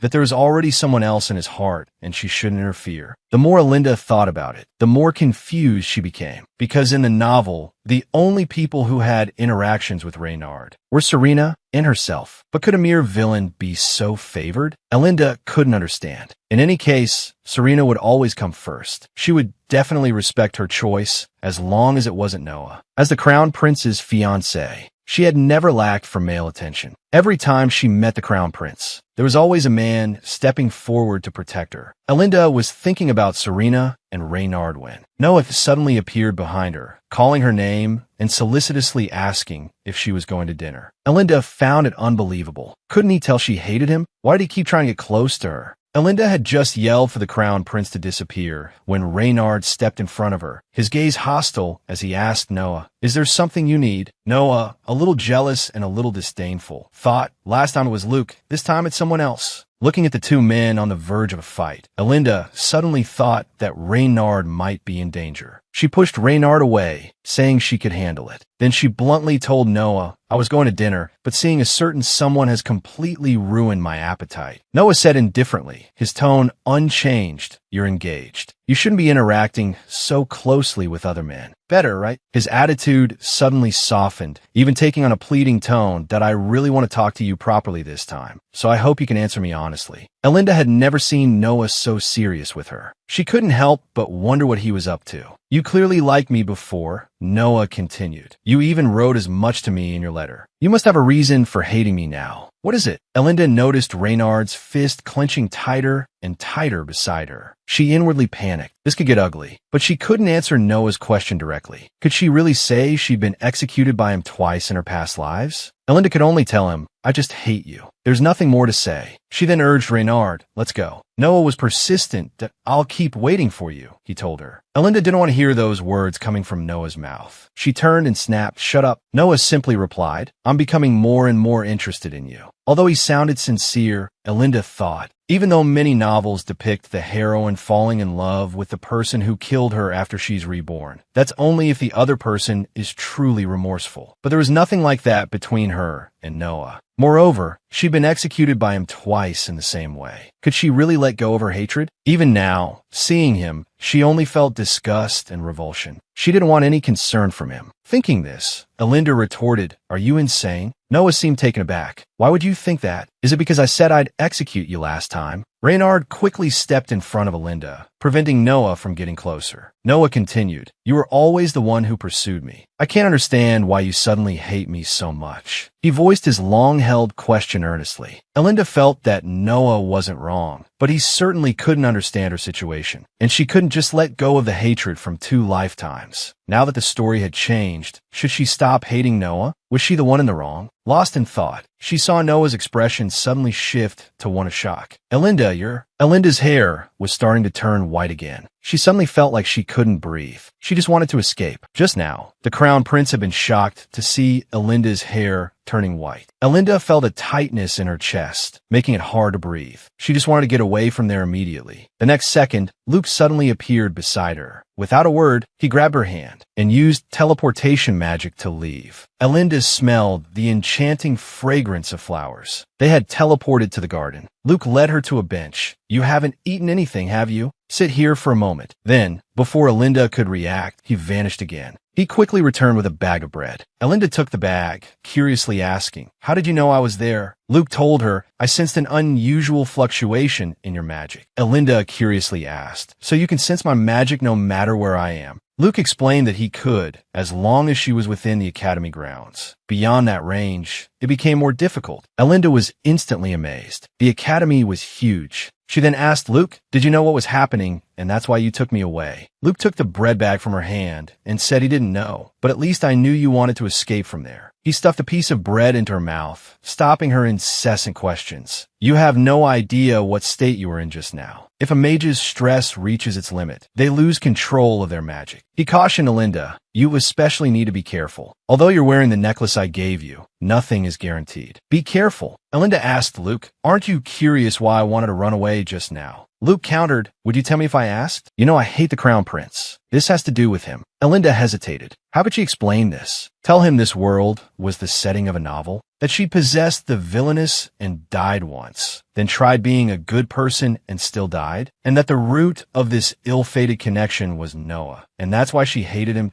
so much? Elinda pondered. How could she explain this to Luke? Luke rested his head on his hand, gesturing for Elinda not to rush. Take your time, he said. Having made up her mind, Elinda decided to tell him another way. I have my reasons for hating him, but I can't tell him the reason directly. It might sound strange to you, because the event that caused that reason hasn't happened yet. But he's changed. He even said he's curious about me. But I really hate him. I truly hate him. Yet when he asked me why I hate him, I can't answer. So I suddenly started wondering, is it right for me to hate him now, since he hasn't done anything to me so far? At this point, Luke asked Elinda, Do other people also think you should hate him? After receiving an affirmative answer, Luke said to Elinda, If that's the case, what are you hesitating about? You expressed your dislike from the beginning. Even so, he's the one who keeps pestering you. Why are you putting up with it? Hearing Luke's response, Elinda also felt she didn't need to endure it. After all, in the second life, Noah still killed me recklessly, even though I, Serena, hadn't tormented him. Do what you want to do, Elinda. Even if it's something you shouldn't do, I believe in you. Luke's words instantly touched Elinda. So don't feel confused.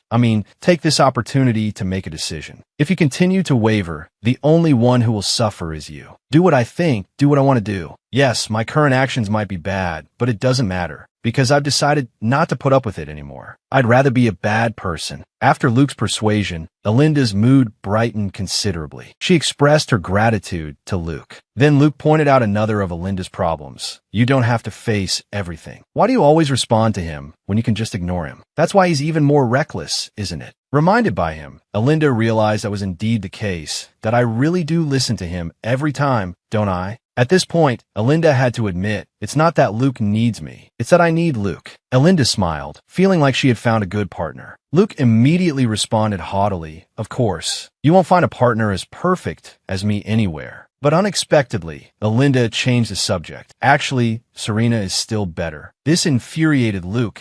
I even bought you bread. But the next second, he extended his hand towards Alinda. Alinda immediately understood and reached out to grasp his hand. At this moment, an inexplicable emotion sprouted in both their hearts. The next day, when they ate together, the atmosphere was very awkward. Because she was so eager to escape yesterday, Alinda hadn't considered that she had abandoned Reynard again. This was the second time. She felt guilty and didn't dare look directly at Reynard. Looking at Reynard's tense face, Alinda put down her fork and asked courageously, Reynard, are you very angry? Alinda thought Reynard must hate her now. After all, he had just told her yesterday not to leave him alone again. And the same thing happened the next day, that I asked that why you're just staring at me without eating. Alinda sincerely apologized to Reynard. Unexpectedly, Reynard said he wasn't angry at all. Confused, Alinda asked him why. You were giving me such an angry look that I almost suffocated. I'm not angry at you. I'm angry at myself. I should have at least taken you away from there or punched him in front of you. Reynard's words surprised Alinda, but he's the crown prince. Although Reynard's character setting was of common birth, shouldn't he know that my fiancé is the crown prince? No, it's possible he doesn't know. The first day he met me, he didn't know I was Alinda Maleficent, did he? Having black hair and golden eyes means being a member of the Maleficent family. Most people should know that. However, Reynard belatedly realized, now that you mention it, his eyes were indeed red. Alinda instantly exclaimed, "Oh my God, you really didn't know? I can treat him carelessly because I have backing. But you can't, you know, Reynard." Reynard calmly replied, "I'll be careful next time." Noticing the words, next time, in his sentence, Alinda's expression changed, and a sense of foreboding arose in her heart. She spoke uneasily. "Reynard, are you?" Reynard scratched the back of his head and said, "Actually, I didn't hit him that hard. If only he wasn't saying things like that." Alinda blushed, feeling utterly helpless. She'd feared this would happen when Reynard stepped in front of her yesterday. That's why she'd insisted on handling it herself. Everyone else still seemed to believe her. Luke burst out laughing. "You really hit him? Leaving you there was definitely the right move. He's really something else." Alinda frowned, annoyed, and told Luke to shut up. Then she turned to Reynard and asked, "Do you realize what you've done?" Reynard answered with absolute certainty, "I hit the crown prince." "I know." Looking at his nonchalant expression, Alinda was suddenly a loss for words. Serena, standing beside them, explained to Reynard, "Alinda's worried about the repercussions you might face." Alinda felt tears welling up. "Serena's the only one who understands me," she thought gratefully. Seeing Reynard's confused expression, Serena told him, "Hitting a member of the royal family is a serious offense." Alinda seized the opportunity to complain to Serena about the crown prince. "And he's got such a terrible personality, you know? He even threatened to kill me last time. You can't forget that. He's completely irredeemable." Serena responded with an indulgent look and pinched Alinda's cheek. "That's not what we're talking about right now, though," she reminded her. Reminded of the serious matter at hand, Alinda turned to Reynard and spoke earnestly. "You can't just resort to violence, especially not against the crown prince. This isn't going to be simple." Luke, however, praised Reynard for what he'd done and even encouraged him to do it again, promising to erase the crown prince's memory. Hearing this, Alinda snapped, warningly calling out Luke's name. Luke immediately shut up and, changing his tune, said, "That's right, you shouldn't use your powers so carelessly. What you did was wrong." Alinda was about to tell Reynard, "If you understand, then be more careful next time," but Reynard spoke first. "But from what you're saying, it sounds like I shouldn't have touched him simply because he's the crown prince. Even if I knew he was the crown prince, I would still have hit him. If it happens again, no matter how many times, I'll do the same thing. Because he bothered you. Looking at Reynard's clenched fists, Alinda knew he wasn't just saying that. She suddenly felt like this was all her fault. Getting past a certain level of Halgon with someone inevitably caused trouble for everyone. Things like this were bound to happen again, and they might have to bear the responsibility for things she couldn't foresee. Because she knew the original story's trajectory, if things went wrong, she would feel responsible. She needed to take measures, at least to prevent them from being affected by her. So she said solemnly to Reynard, I appreciate the sentiment, but if the Crown Prince needs to be taught a lesson, I should be the one to do it. Later that day, the group was having a study session in the library. Alinda was diligently studying with Serena, while Reynard's attention was entirely focused on Alinda. Luke was bored, playing with a pencil using magic. Seeing this, Serena was so angry she nearly snapped her pen, but she asked with a sweet smile, Aren't you going to study for the exams? Alinda immediately picked up on the thinly veiled threat in her voice. She shot Reynard a look, urging him to look at his book.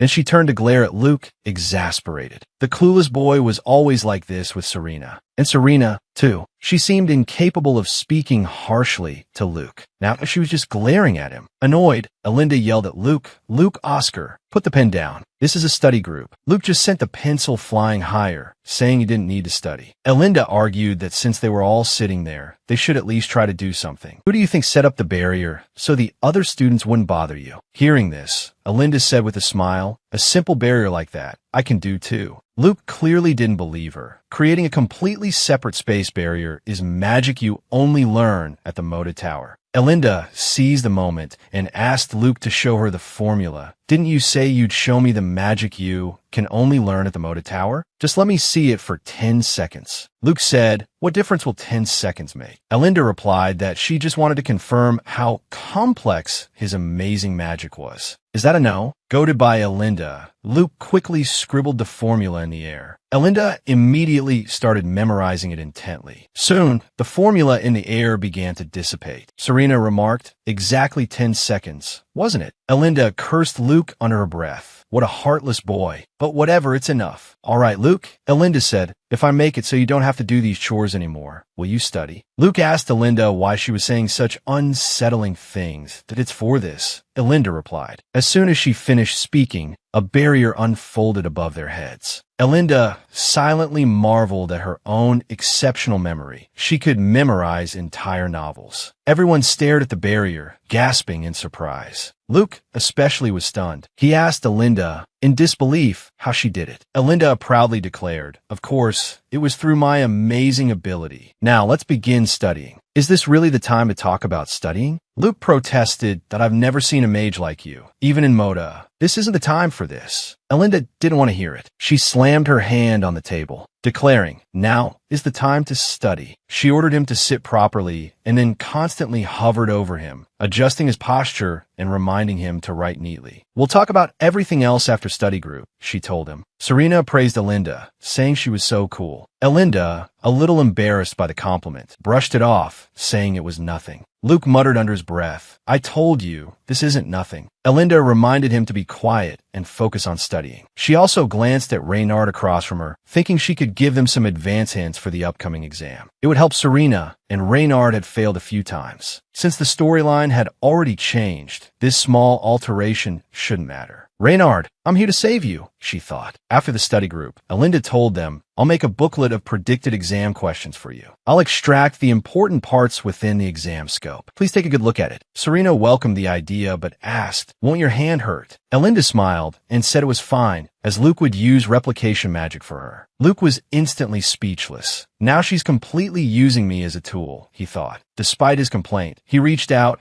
and undid Alinda's barrier. Your magic just recovered. He reminded her, don't use it so carelessly. He then snatched Alinda's notebook. This is my hostage, he declared. Seeing her confused expression, he reminded her with a smirk, didn't you just say we'd talk after study group? Alinda had no choice but to follow him.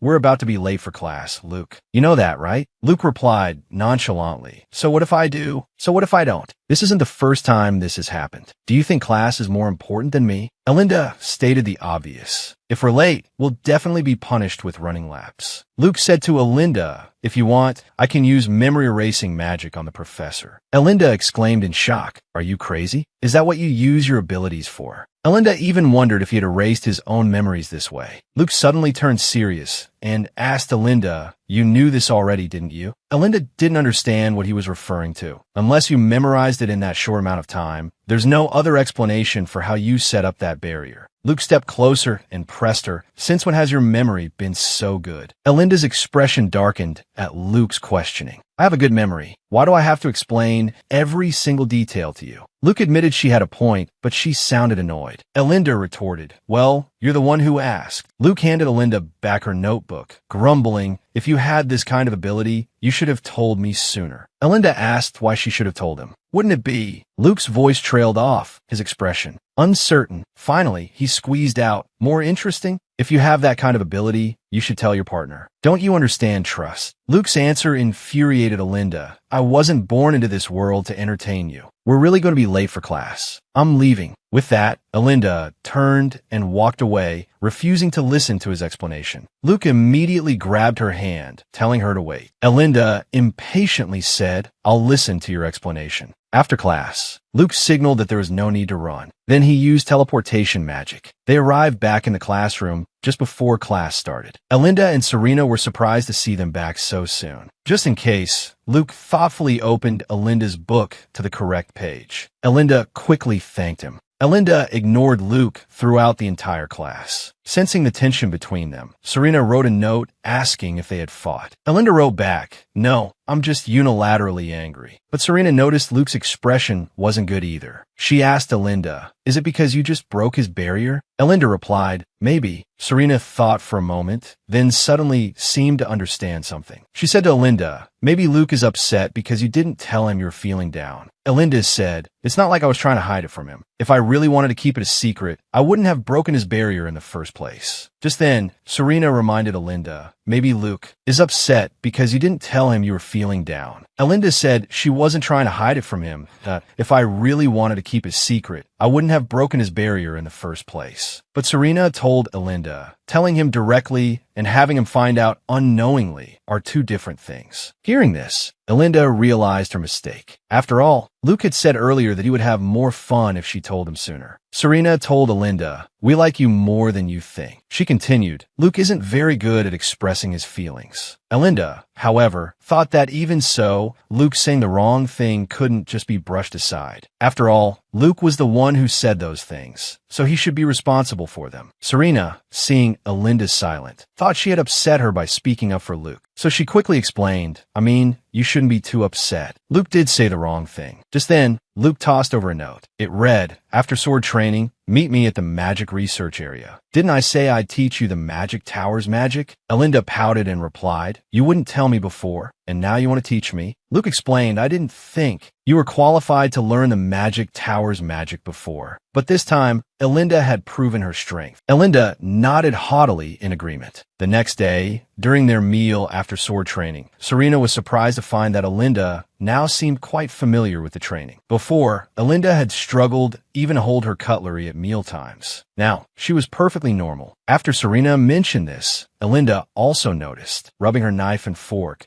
She said excitedly, my body seems to have gotten used to it. Lately, I feel uncomfortable if I don't exercise. Hearing this, Reynard was about to say, then we can increase the training intensity, when Elinda quickly put down her cutlery and retracted her previous statement. How can you increase the training intensity here? At this rate, I might actually faint. Reynard remained silent, but his eyes gazed intently at Elinda, as if to say, Elinda, you can do it. So let's do it together. Before Elinda could react, Luke refused for her. Elinda still has to learn magic after sword practice. Reynard calmly accepted this. Luke wondered why he didn't argue back at all. Reynard looked at Alinda with a gentle expression and said, "Whether it's swordsmanship or magic, I don't want to stop Alinda from training. It's all part of her cultivation. As long as she can grow, that's enough." Alinda blushed at his words, thought he's totally trying to seduce me on purpose. Serena, hearing that Alinda had to go learn magic after sword practice and dinner, worried if she would be too tired. Alinda thought to herself, "It's nothing. I've had a much more intense high school life than this before." She reassured Serena not to worry. "Maybe after I'm done, I can even study with you." Serena was happy to hear this, but still worried Alinda would be overwhelmed. Alinda smiled and said, "It's really okay. I actually think it's more fun to be with you." She then offered Serena her vegetable salad. Serena was delighted that me too. "But Alinda, didn't I say yesterday I wouldn't eat your salad anymore? You can't be a picky eater. You have to finish it." Her little scheme was discovered. Alinda laughed awkwardly. The two girls agreed to study together in Serena's room after Alinda's magic training. Luke suddenly asked enthusiastically, "Can I come too?"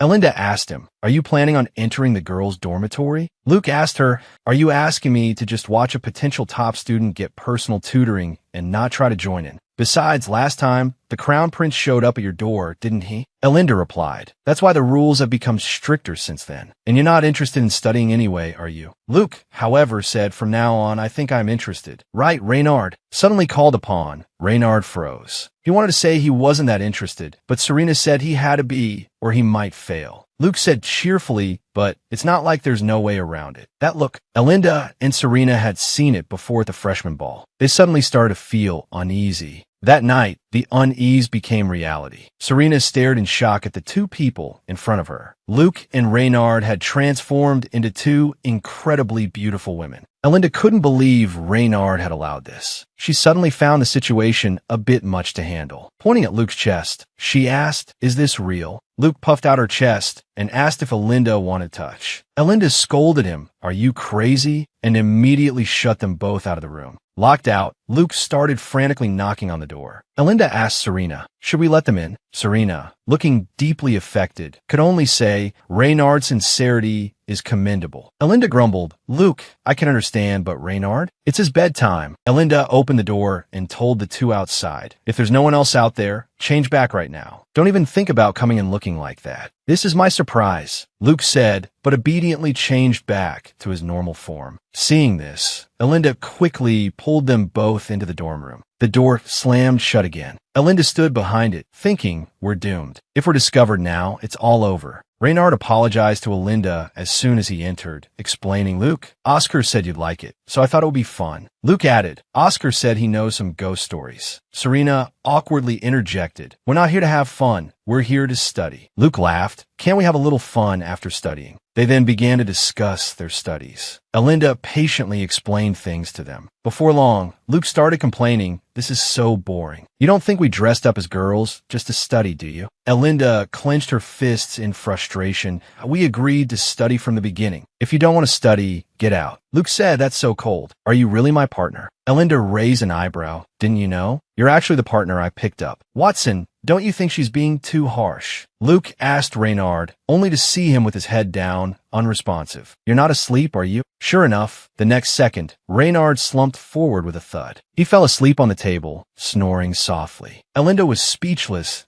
Don't people usually nod off before they fall asleep? Serena told Luke to put Reynard on his bed. Luke retorted, "Why not just throw him back in his own dorm?" Serena explained, "Reynard will be very disoriented if he wakes up halfway there." Luke grumbled, "He'll be more freaked out waking up in someone else's bed." But he still obediently did as he was told, unceremoniously dumping Reynard onto the bed. Despite the rough handling, Reynard remained asleep. Alinda pointed out, "It's about Reynard's bedtime now. He's bound to be tired." Luke complained, "But it's my playtime." He only shut up after Alinda gave him a warning look. Seeing that they still had so much to study, Luke offered to help them finish quickly. Alinda nervously asked what he was planning. Luke quickly said, "Studying? What are you studying?" "Let me see. I'll explain it to you." Elinda stared at him, dumbfounded that you're going to explain it for me. Luke confidently sat down next to Serena and told Elinda to go rest. Elinda thought that Serena would call her if needed, so she went and sat on Serena's bed. Looking at Reynard sleeping peacefully, she suddenly remembered a phrase. With hands clasped at their chest, they're the perfect princess sleeping in the forest. On a whim, she took Reynard's hands and placed them on his chest. This was Elinda's first time seeing Reynard this close. She started to notice his little habits, the ones that weren't in the books. Elinda felt like she was dreaming. Just then, Reynard grabbed her hand. Elinda thought she had woken him up. However, Reynard just opened his eyes and looked at her. Then he placed her hand over his heart and, still holding it, went back to sleep. Seeing that Reynard was asleep again, Elinda tried to pull her hand away, but his grip was tight. Suddenly, Serena asked Elinda what she was doing. Startled, Elinda quickly pulled her hand back and rubbed the back of her head. Nothing. I was just checking if Reynard was really asleep. Serena said happily, we're all done studying. Luke's explanations were even more concise and clear than I expected. Meanwhile, Luke was glaring at Elinda, clearly unhappy. He went over and pulled her up. That I told you to go rest. What are you doing? Finally, it was Luke's long-awaited break time. Elinda was curious about what he was going to do. Luke played it coy, then snapped his fingers. The entire room immediately became dim and eerie. A flame ignited in Luke's hand. He asked the two girls if they knew any of the Academy's ghost stories. You know the fountain in our school, right? If you go to the fountain at midnight, you can see blood flowing from it. And if you look closely at the blood, they say a hand will reach out from the fountain and pull you in. As he spoke, Luke suddenly grabbed Elinda's hand. Elinda's heart nearly stopped. Reflexively, she punched him. Luke doubled over in pain, his whole body trembling. He stammered, I think my heart just stopped. Seeing how much pain Luke was in, Elinda quickly explained that she had been startled and her hand had moved faster than her brain. Straightening up, Luke said, should I help you retrain your reflexes? Get you used to using magic first? My partner is such a terrifying person, more frightening than the Academy's ghost stories. Annoyed, Elinda retorted, you're making fun of me. Next time, my fist might just land on your face. Ignoring her, Luke just chuckled and patted Elinda's hair. Elinda was speechless, thinking about actually punching him again. But the next second, Luke removed his hand and brightened the room. Roll call is about to start. We have to go. So, Elinda and Serena saw them to the door. Serena smiled and thanked Luke. Luke, with a sleeping Reynard slung over his shoulder, waved goodbye to the two girls. As he left, he said with a mischievous grin, I hear that if you wander around the girls' dormitory alone, you might see a ghost. Then, after saying that, he used teleportation magic and disappeared. Elinda was too scared to sleep alone. Thankfully, Serena stayed with her. The next day, Elinda was walking down the hallway and overheard some girls discussing last night's events. Did you hear? Yesterday, when Aaliyah was returning to her dorm, she said she saw two girls walking in the dormitory hallway. This is the girls' dormitory. Isn't that normal? What's wrong with that? But she said she'd never seen those two before. So, she went to check the student registry. No matter how hard she looked, she couldn't find them. Elinda stopped in her tracks. This sounded eerily familiar. One of the girls asked if she had seen wrong. The other girl replied, no way. She said their appearances were very memorable. One was a tall girl with brown hair, and the other had short silver hair. She also said they both looked a bit strange. Hearing this, Elinda immediately knew. Those two idiots caused trouble again. Arriving at the classroom, Elinda put her bag on the desk and asked Luke, how does it feel to be famous first thing in the morning? Luke didn't understand what she was talking about. Or should I say, how does it feel to have become a ghost story yourself? Seeing Serena's downcast mood, Elinda told Luke to quickly erase yesterday's memory. Luke was still confused, asking what Elinda was talking about. Elinda exclaimed, what are you talking about? That crazy thing you did. Seeing everyone looking at her, Elinda lowered her voice. Luke was completely unfazed. Was it really that shocking? I was seriously trying to transform like you guys. Then he said he couldn't erase Serena's memory, because if he wasn't careful, he might erase something he shouldn't. Elinda was stunned. But last time you were so adamant about using memory erasing magic on me. Luke immediately replied, how can other people be the same as you guys? Elinda then realized that Luke didn't care one bit about anyone outside of their small circle. Aside from the few of them, everyone else was just a speck of dust to him, just like how she had been to Luke in her past life. So, Elinda could only warn Luke never to do that again. At that moment, Serena changed the subject. Did you guys hear? I heard we're having a swordsmanship exam with Class B. Elinda froze. Had already come to that. In the original story, it was Noah and Luke who dueled. Then, pretending to hear this news for the first time, Elinda said, "Really? Won't that mean all the students in Class B will win? Aren't they specializing in swordsmanship?" Serena explained,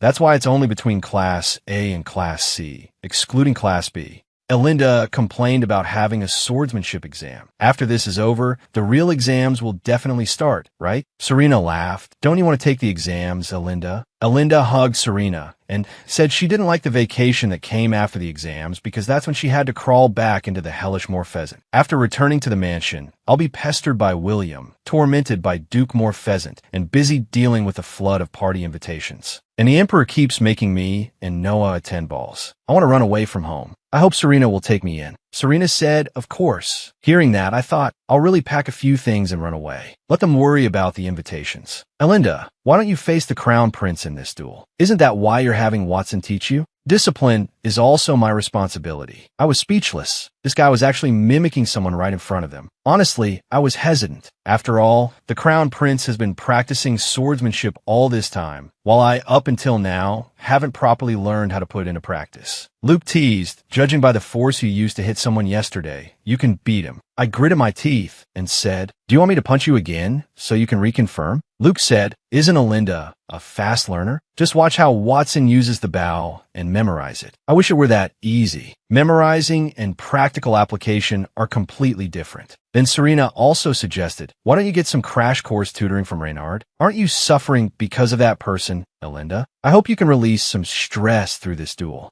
I thought about it for a moment and agreed. If I win, I can also knock down Noah's arrogance a bit. I've been so stressed lately. I can release some of the pent-up frustration in my heart. Thinking about it this way, the desire to win suddenly surged. I said, "Then it's decided." Serena smiled and said, "Let's ask Reynard during lunch." When Reynard heard about the swordsmanship exam, he immediately agreed to help me train without hesitation. I could feel that after that day. Reynard seemed to dislike Noah even more than before. Will he not join the Royal Knights in the future? Although it's not my place to interfere in Reynard's life, I'm still worried. Distracted, Reynard's sword pointed at my neck again. He told me to focus. This was the 15th time I'd lost today. Dejected, I said, "This is so hard." Reynard wiped the sweat from my forehead with his sleeve and comforted me. "Since you've never used a sword before, it's impossible for your skills to improve drastically in just one morning." I asked, "There's less than a week until the exam. Can I really win?" Reynard's expression was hesitant. Seeing this, I couldn't help but feel discouraged. "Even if it's empty words, can't you say something encouraging?" Reynard said, "I can't say things I'm not sure about. I hadn't won a single match since training began, which was incredibly disheartening. What made me even more depressed was that Reynard didn't even offer a word of encouragement. He just kept saying, 'I can't say things I'm not sure about.' Those words made me feel even less confident about winning." Reynard quickly added, "But you are a fast learner." I pouted that I asked this a consolation prize after a slap in the face. I couldn't deny, though, that it made me feel a little better. Reynard smiled again and said, "You've been diligently training your physical strength, and your stamina is good too." Looking at his smiling face, I couldn't help but recall Reynard's beautiful, kind eyes. I suddenly felt a little shy. The next second, Reynard suddenly moved closer. I felt like I could hear a voice inside me shouting,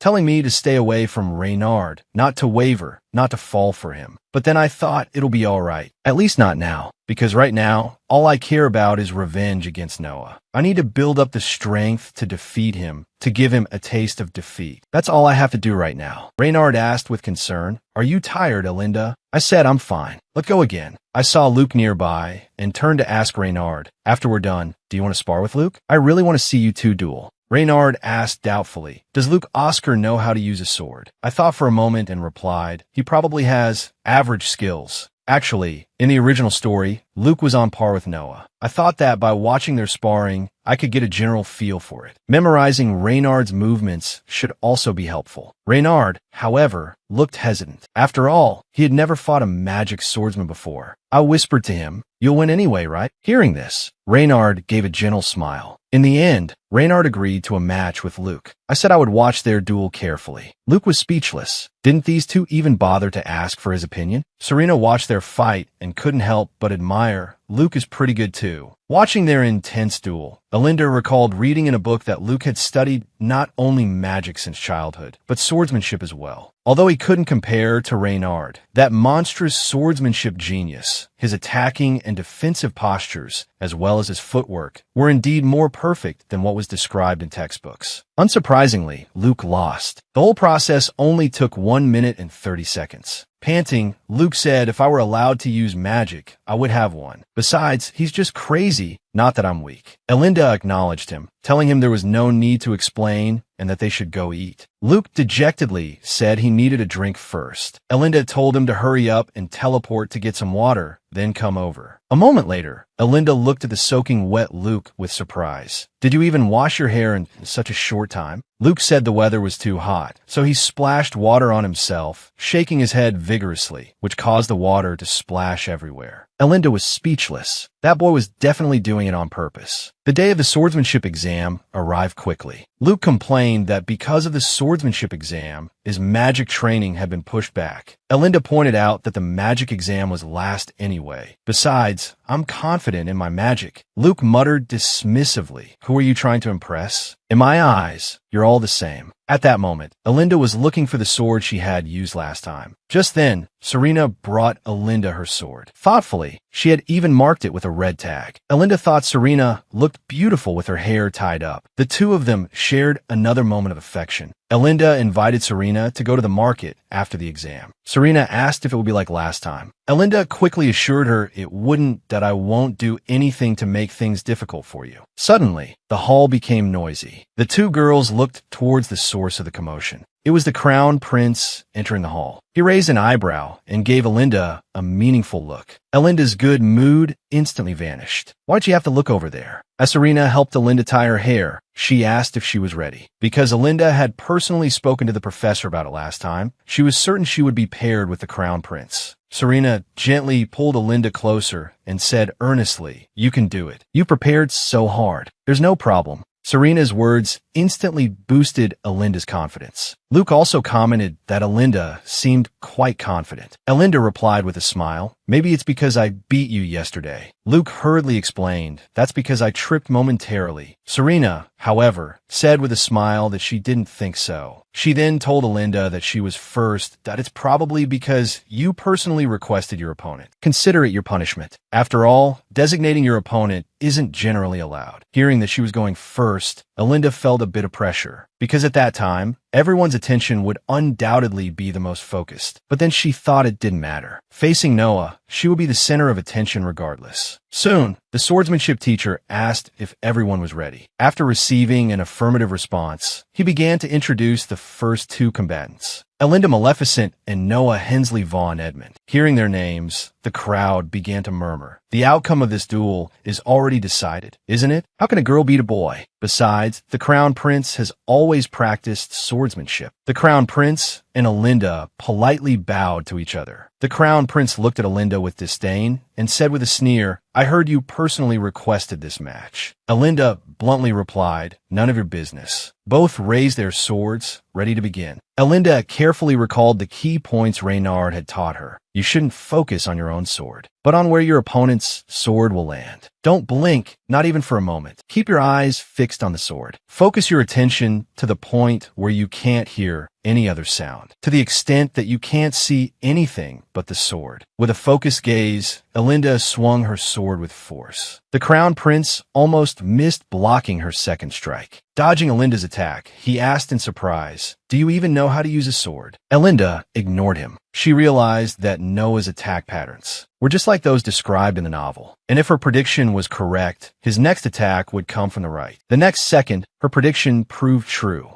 Realistically, with only a few days of frantic training, Alinda didn't think she could beat Noah. Even if she could memorize all the sword techniques, she couldn't control the changing circumstances. But knowing the future was different, because it was all playing out her head. Alinda raised an eyebrow excitedly. "Looks like you still have the energy to talk. Every cell in my body is screaming. You're dead now, punk." Alinda, following Luke's actions from the original story, took a slight step back. As expected, the Crown Prince charged forward prematurely. Alinda feigned a swing to the left. As the crown prince thrust his sword, Alinda quickly dodged to the side, knocking the sword from his hand. The entire audience was stunned. Even Serena stared in disbelief. The crown prince stood frozen in place. The swordsmanship instructor announced the end of the match. Alinda, Morpheus wins. The crowd erupted in cheers. Alinda looked at the crown prince triumphantly. Ever since winning against him in the swordsmanship exam, she had become the focus of the entire school. Everywhere she went, people stole glances at her. Listening to the students' gossip, Luke said to Alinda, "Knowing this, you might as well have lost to him." Alinda also thought that compared to this, taunting the crown prince would have been more fun. Serena laughed and said, "Isn't that something only you can do, Alinda? Besides, mocking the loser is morally wrong." Alinda quickly agreed with Serena, admitting she misspoke. The thought of Noah soon becoming the loser was so strong that she unconsciously. Just then, Reynard walked over to, "I wanted to hear it from you personally. But since everyone is talking about it," Alinda quickly said, "This is all thanks to you, Reynard. I should have gone to find you first." But given the situation, Reynard expressed his understanding, adding that it was the result of Alinda's own hard work and she didn't need to thank him. Alinda said, "But if it weren't for you, I might not have even tried." Reynard asked if Alinda was feeling better now. Alinda replied, "Of course. I feel so much better now." Looking at Alinda's bright smile, Reynard happily said, "That's great." Alinda glanced awkwardly at Serena beside her. Honestly, she was bothered by Reynard's concern, especially in front of Serena. But avoiding him would be even more awkward. It was best to just go with the flow. Just then, the bell rang. Reynard smiled at Alinda and said, "See you later," before turning to leave. Alinda gave a polite smile and wave, thinking, "I'm so bad at this kind of thing.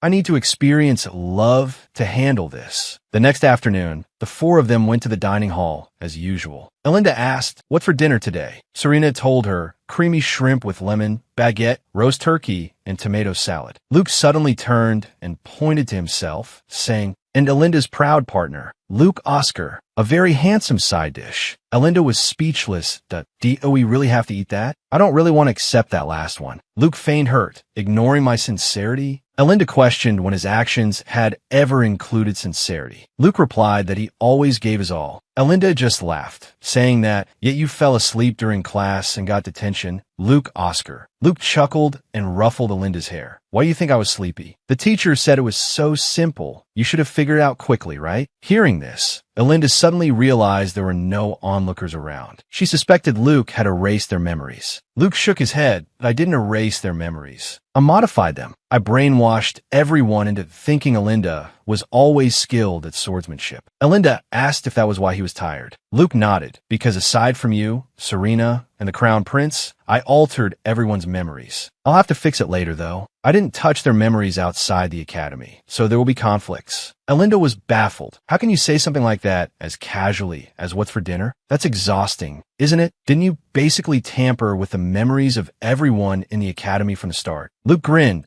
So what? If you're uncomfortable, I'll be uncomfortable too, being by your side. Looking at the grinning Luke, Alinda didn't know what to do with this madman. Seeing Alinda's worried expression, Luke said, "If you don't like it, I can change it back." Alinda quickly replied, No, it's fine like this. But can you use your ability so casually? I mean, did you have to go this far for me?" Although Luke spoke lightly, he had exhausted himself, even with his monstrous magical power. It must have been such a tiring and complicated spell. Serena patted Alinda's shoulder, reiterating, "Alinda, didn't I tell you last time? We like you more than you think. If we had the same ability as Luke, we would have done the same thing. Did I overestimate our relationship?" Serena's words made Alinda suddenly realize, even though I was determined to take a different path than the original story, I've been keeping them within the framework of that story, even though they've already brought me into their circle. Realizing her mistake, Alinda quickly said to Serena, "No, Serena, I would have done the same for you." Hearing this, Serena smiled brightly. During dinner, Alinda sighed in relief. No classmates are chasing after me anymore. I can finally breathe. She then asked Luke, "Why didn't you just alter their memories when you were a royal magician?" Luke stuffed food into Alinda's mouth and said, You were just asking me why I had to go so far. Chewing her food, Alinda replied, because I've decided to accept your kindness towards me. I can't accept all of it, but this much is okay, right? Hearing this, Luke said, if you can accept this much kindness, then you can accept almost all of it, can't you? Alinda quickly said, no, it's different. The other kind. Alinda could only accept kindness within the boundaries of friendship. Although this mindset might change someday, at least that's how she felt now. However, if the story changed and she didn't have to die when her death date arrived, then if the other person felt the same way, of course, Serena's choice would always come first. Serena, seeing Alinda staring at her, curiously asked, what are you thinking about? Alinda reached out and touched Serena's face. That I'm wondering what you eat to be so beautiful. Serena blushed, smiling and saying, I often think the same thing when I look at you. Hearing this, Alinda happily asked, really? I'm honored. Luke sighed in exasperation. I occasionally wonder how long I have to endure you two exchanging compliments. Alinda tilted her head and smiled. What? Do you want me to compliment your beauty too? Luke said with a narcissistic air, you don't have to tell me. I'm always beautiful. Reynard, sitting beside them, told him to be quiet. Luke glared at Reynard. You've been quiet this whole time. Why speak now? Reynard replied, instead of talking nonsense, it would be better for everyone if you just shut up. Then, ignoring Luke's muttering, he asked Alinda with concern, that person won't hurt you, will he? Alinda was stunned for a moment, then realized he was referring to Noah. Why would he hurt me? Because I beat him in the last practice match. Luke said, even if he comes, I'll throw him onto some mountain before he can do anything. Alinda replied, while that's a nice thought, you'll be punished. If a student leaves the academy without reason, they'll contact the royal city. Then she reassured Reynard, it's fine for now. You don't have to worry so much. Reynard asked, do you feel better now? No, I probably won't ever feel better. Reynard asked curiously, what did the crown prince do to you?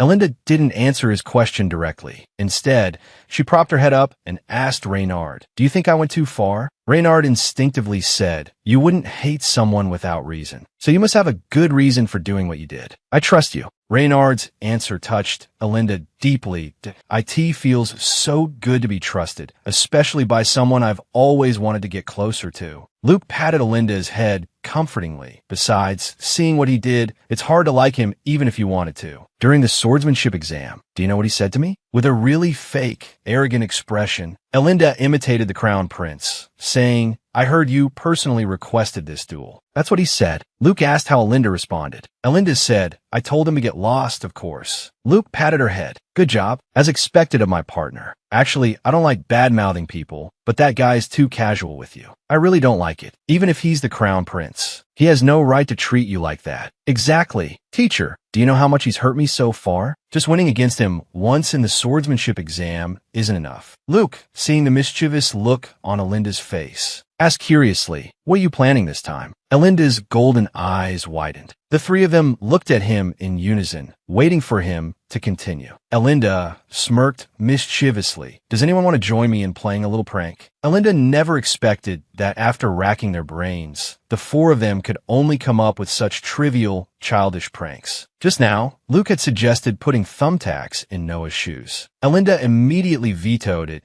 That's too obvious. He'll know it was me. Serena suggested telling him the wrong classroom when they changed rooms for class. However, since we're not in the same class as the crown prince, that probably won't work. Reynard, ever the simple one, suggested, can't we just bump into his shoulder and say sorry? I'll do it. Wasn't he afraid of getting into trouble? Having no other options, Alinda said, let's get together later and think about it. Serena suggested meeting in her room, like last time. Alinda agreed, but then turned and scolded Luke. Absolutely no cross-dressing this time. It would be faster for you to just teleport here. Luke started to retort, but under Alinda's glare, he quickly backed down. Alinda then pointed at Luke and emphatically stated, and absolutely no ghost stories this time. Luke chuckled. Why? Were you so scared last time that you couldn't sleep? The teacher said that after you left. Alinda's voice trailed off, as if she'd remembered something. A moment later, A smile spread across Alinda's face. She turned to the others and said, I just had a brilliant idea. That night, under the dark, moonless sky, the entire academy was silent. The sound of footsteps echoed. It was the Crown Prince. Earlier that day, Alinda had threatened to break off their engagement unless he met her in the plaza. The Crown Prince nervously looked around. He couldn't understand why Alinda had chosen this location. He casually glanced behind him, and the sight nearly made him jump out of his skin.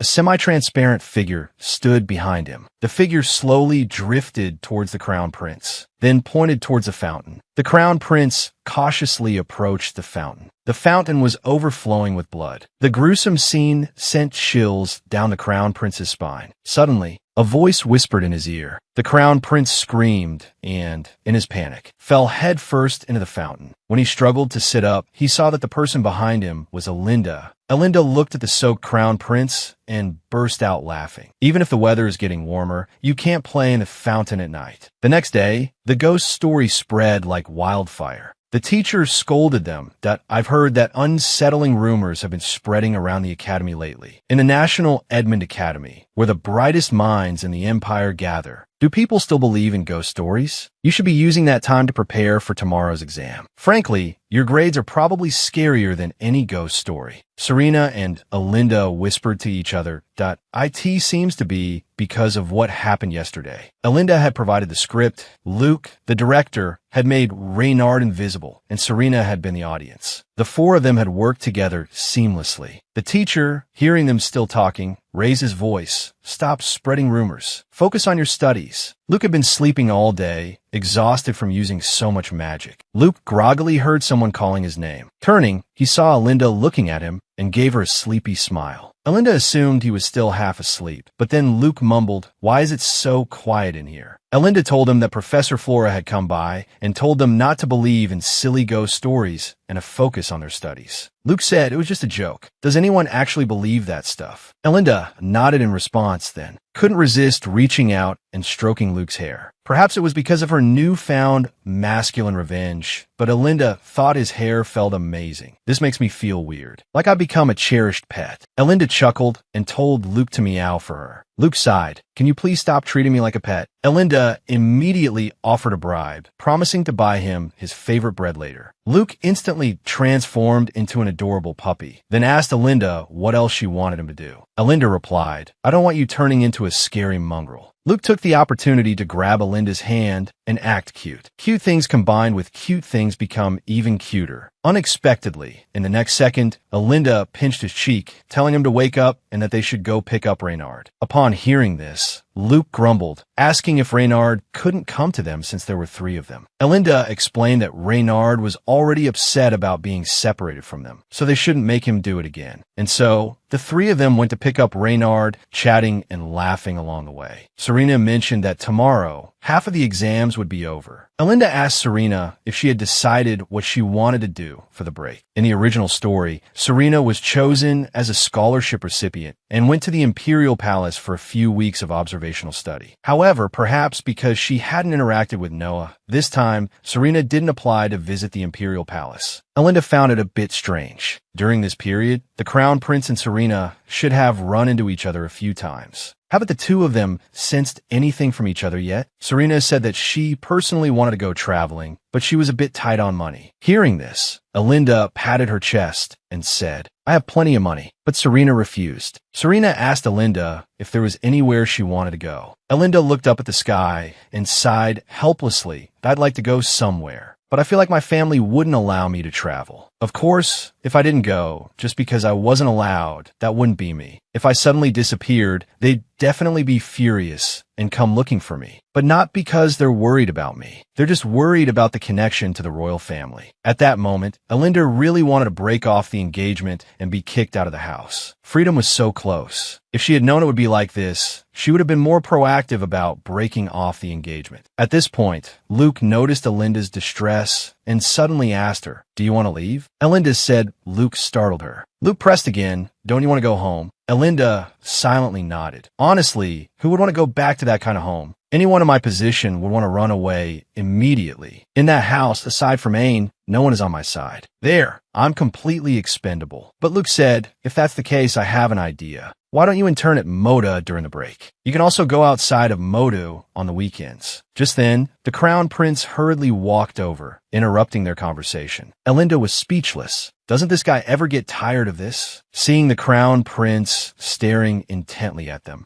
Elinda abruptly stepped in front of Serena. Did the Crown Prince only just now start noticing Serena? Even if I get sand in my eyes, you're absolutely not allowed to touch Serena, you brat. But the Crown Prince seemed indifferent to Serena and told Elinda he wanted to talk to her. What's with this reaction? Could it be he really doesn't like Serena in this lifetime? But that wasn't the issue. As long as they were still at the same academy, Noah could be captivated by Serena at any moment. Before that happened, breaking off the engagement was in her best interest. Even with Moda's protection, there wasn't much they could do until she broke off the engagement. First, the dying thing has been resolved. Now, let's get rid of Noah. Thinking this, Elinda scoffed at the Crown Prince. Aside from swimming in the fountain in the middle of the night, you look pretty healthy. I thought you'd at least catch a cold. Hearing her bring that up, the Crown Prince demanded, you haven't told anyone else, have you? Elinda gestured to the two behind her. At least these two have already heard. The Crown Prince gritted his teeth in frustration. A moment later, he said, I didn't come here for that. I came to inform you of something. I'm not sorry. No, actually, I'm not sorry at all. I won't listen to orders from someone weaker than me. If you want to inform me of something, beat me first. At Elinda's taunt, the Crown Prince took a deep breath, trying to compose himself. Then he told Elinda, this is a message from His Majesty the Emperor. Elinda Mallerfeasant, remain at the Imperial Palace during the break to receive education befitting the next Empress. Hearing this, Elinda was momentarily stunned that in the original story, it was because you were afraid I'd get in your way that you isolated me first. Now, you have no interest in Serena at all.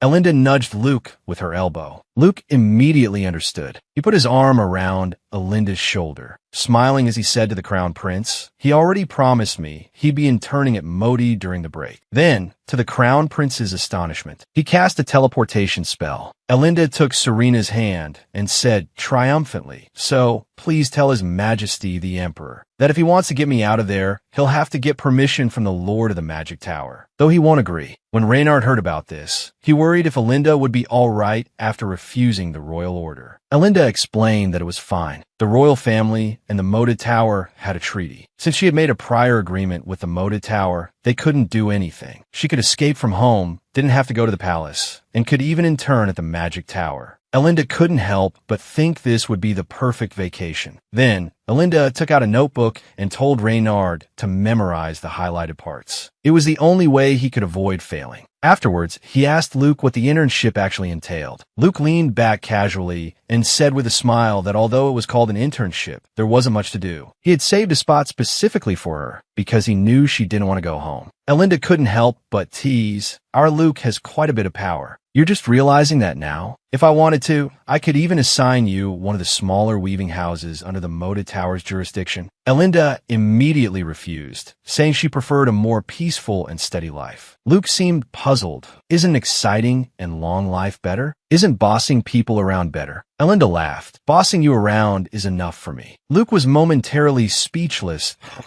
Oh, you were bossing me around after all. Reynard, however, was only concerned with one question. Does this mean Elinda will be staying at the Modu Tower for the entire break? Just as Elinda was unsure how to answer, Luke interrupted their conversation. He said they could go outside the Moda Tower on weekends and asked Elinda if there was anywhere she wanted to go. Anywhere was fine. Even though it was illegal, they could even go abroad. Hearing that she could go abroad, Elinda was shocked. She had never been out of the country in her life. Since they could go to those places, Elinda asked Luke, could we also save Alt? Could I also listen to songs on a Phoenix Tail boat? Luke immediately replied, of course. What about the night market festival in Mayan? Luke said, is that even a question? Elinda was instantly thrilled to be able to teleport such a long distance. That's amazing. Elinda couldn't help but exclaim excitedly, oh my God, you're incredible. Serena was surprised. She had always assumed that Elinda, as a duke's daughter, would frequently travel abroad. Elinda turned to Serena and said, "No, I've never been. Because since this novel began, I've been stuck in a time loop." Serena caressed Elinda's face and said, "I want to travel with you too." Elinda replied without hesitation, "With Luke, we should be able to bring you along too, right?" Luke sighed helplessly that you're treating me like some convenient mode of transportation. Wouldn't it be nice if we all traveled together? Would that tire you out? Not at all. If you want it, of course I'll make it happen. Elinda said uncomfortably, "I'm really grateful, but you're not the type to say things like that." Luke gave an awkward laugh. "Actually, I got goosebumps myself right after I said that." At that moment, Serena told Luke that she also wanted to visit and study at the Moda Tower someday. Luke asked in surprise why. "Because I want to see Elinda. It wouldn't be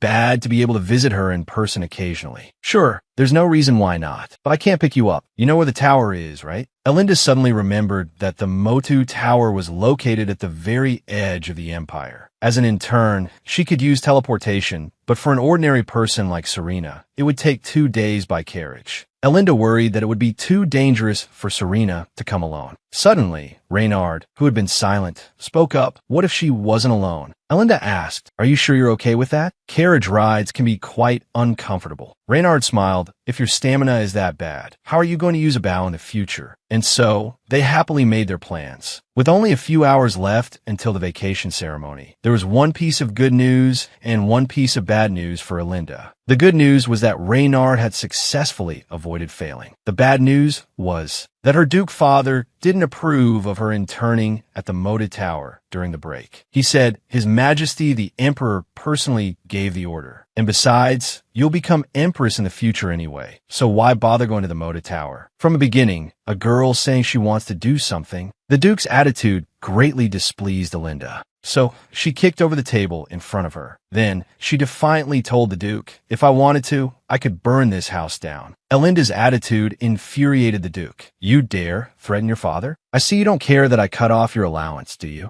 Elinda calmly replied, "This might be a good opportunity for us to sever our father-daughter relationship." Although Elinda meant what she said, the Duke likely felt that Elinda still had value to him. So, early this morning, he sent a letter. The letter stated that His Majesty the Emperor said it would be a good opportunity for her to interact with the Moda Tower. Serena asked Elinda how she was feeling. Elinda sighed dejectedly and said, "It's just things aren't going as smoothly as I'd hoped. I don't know what it is, but you don't need to rush. We're just getting started, aren't we?" Elinda thought Serena was right. She didn't need to rush. Even if I only earn a little back, the result is still good. That's enough. Serena clung to Elinda, saying, "Even though we can see each other every weekend, the thought of not seeing someone I see every day, even for a short time, makes me a little sad." Elinda replied, "I'll miss you too." Watching their reluctant parting, Luke couldn't help but tease, "Anyone would think you were graduating. This is our first break since enrolling." Luke's words reminded Elinda that they had only talked about having fun. Elinda asked Serena, "Do you have any goals you want to achieve during the break?" Luke said he wanted to finish the research he hadn't completed before enrolling. Reynard, needless to say, would definitely be training. He planned to master magic during the break. Elinda thought Serena would want to do something more constructive, but unexpectedly, Serena said, "This break, I just want to relax. Travel with you. Visit and learn things in Moda. Won't the break be over quickly that way?" Elinda immediately clapped her hands and said, "That can be considered a goal too. Serena's idea is great." Luke looked on, speechless that you're really going out of your way to accommodate her. He then teased Serena, "Since you've decided to relax, don't come to Moda. Get a good rest. There's really nothing to see here anyway." Serena retorted, then how boring it would be for Elinda, stuck in Modu with nothing to see. Watching them bicker, Elinda suddenly realized something strange between them. They were like close friends who had known each other for a long time. Although she treated Luke the same way too.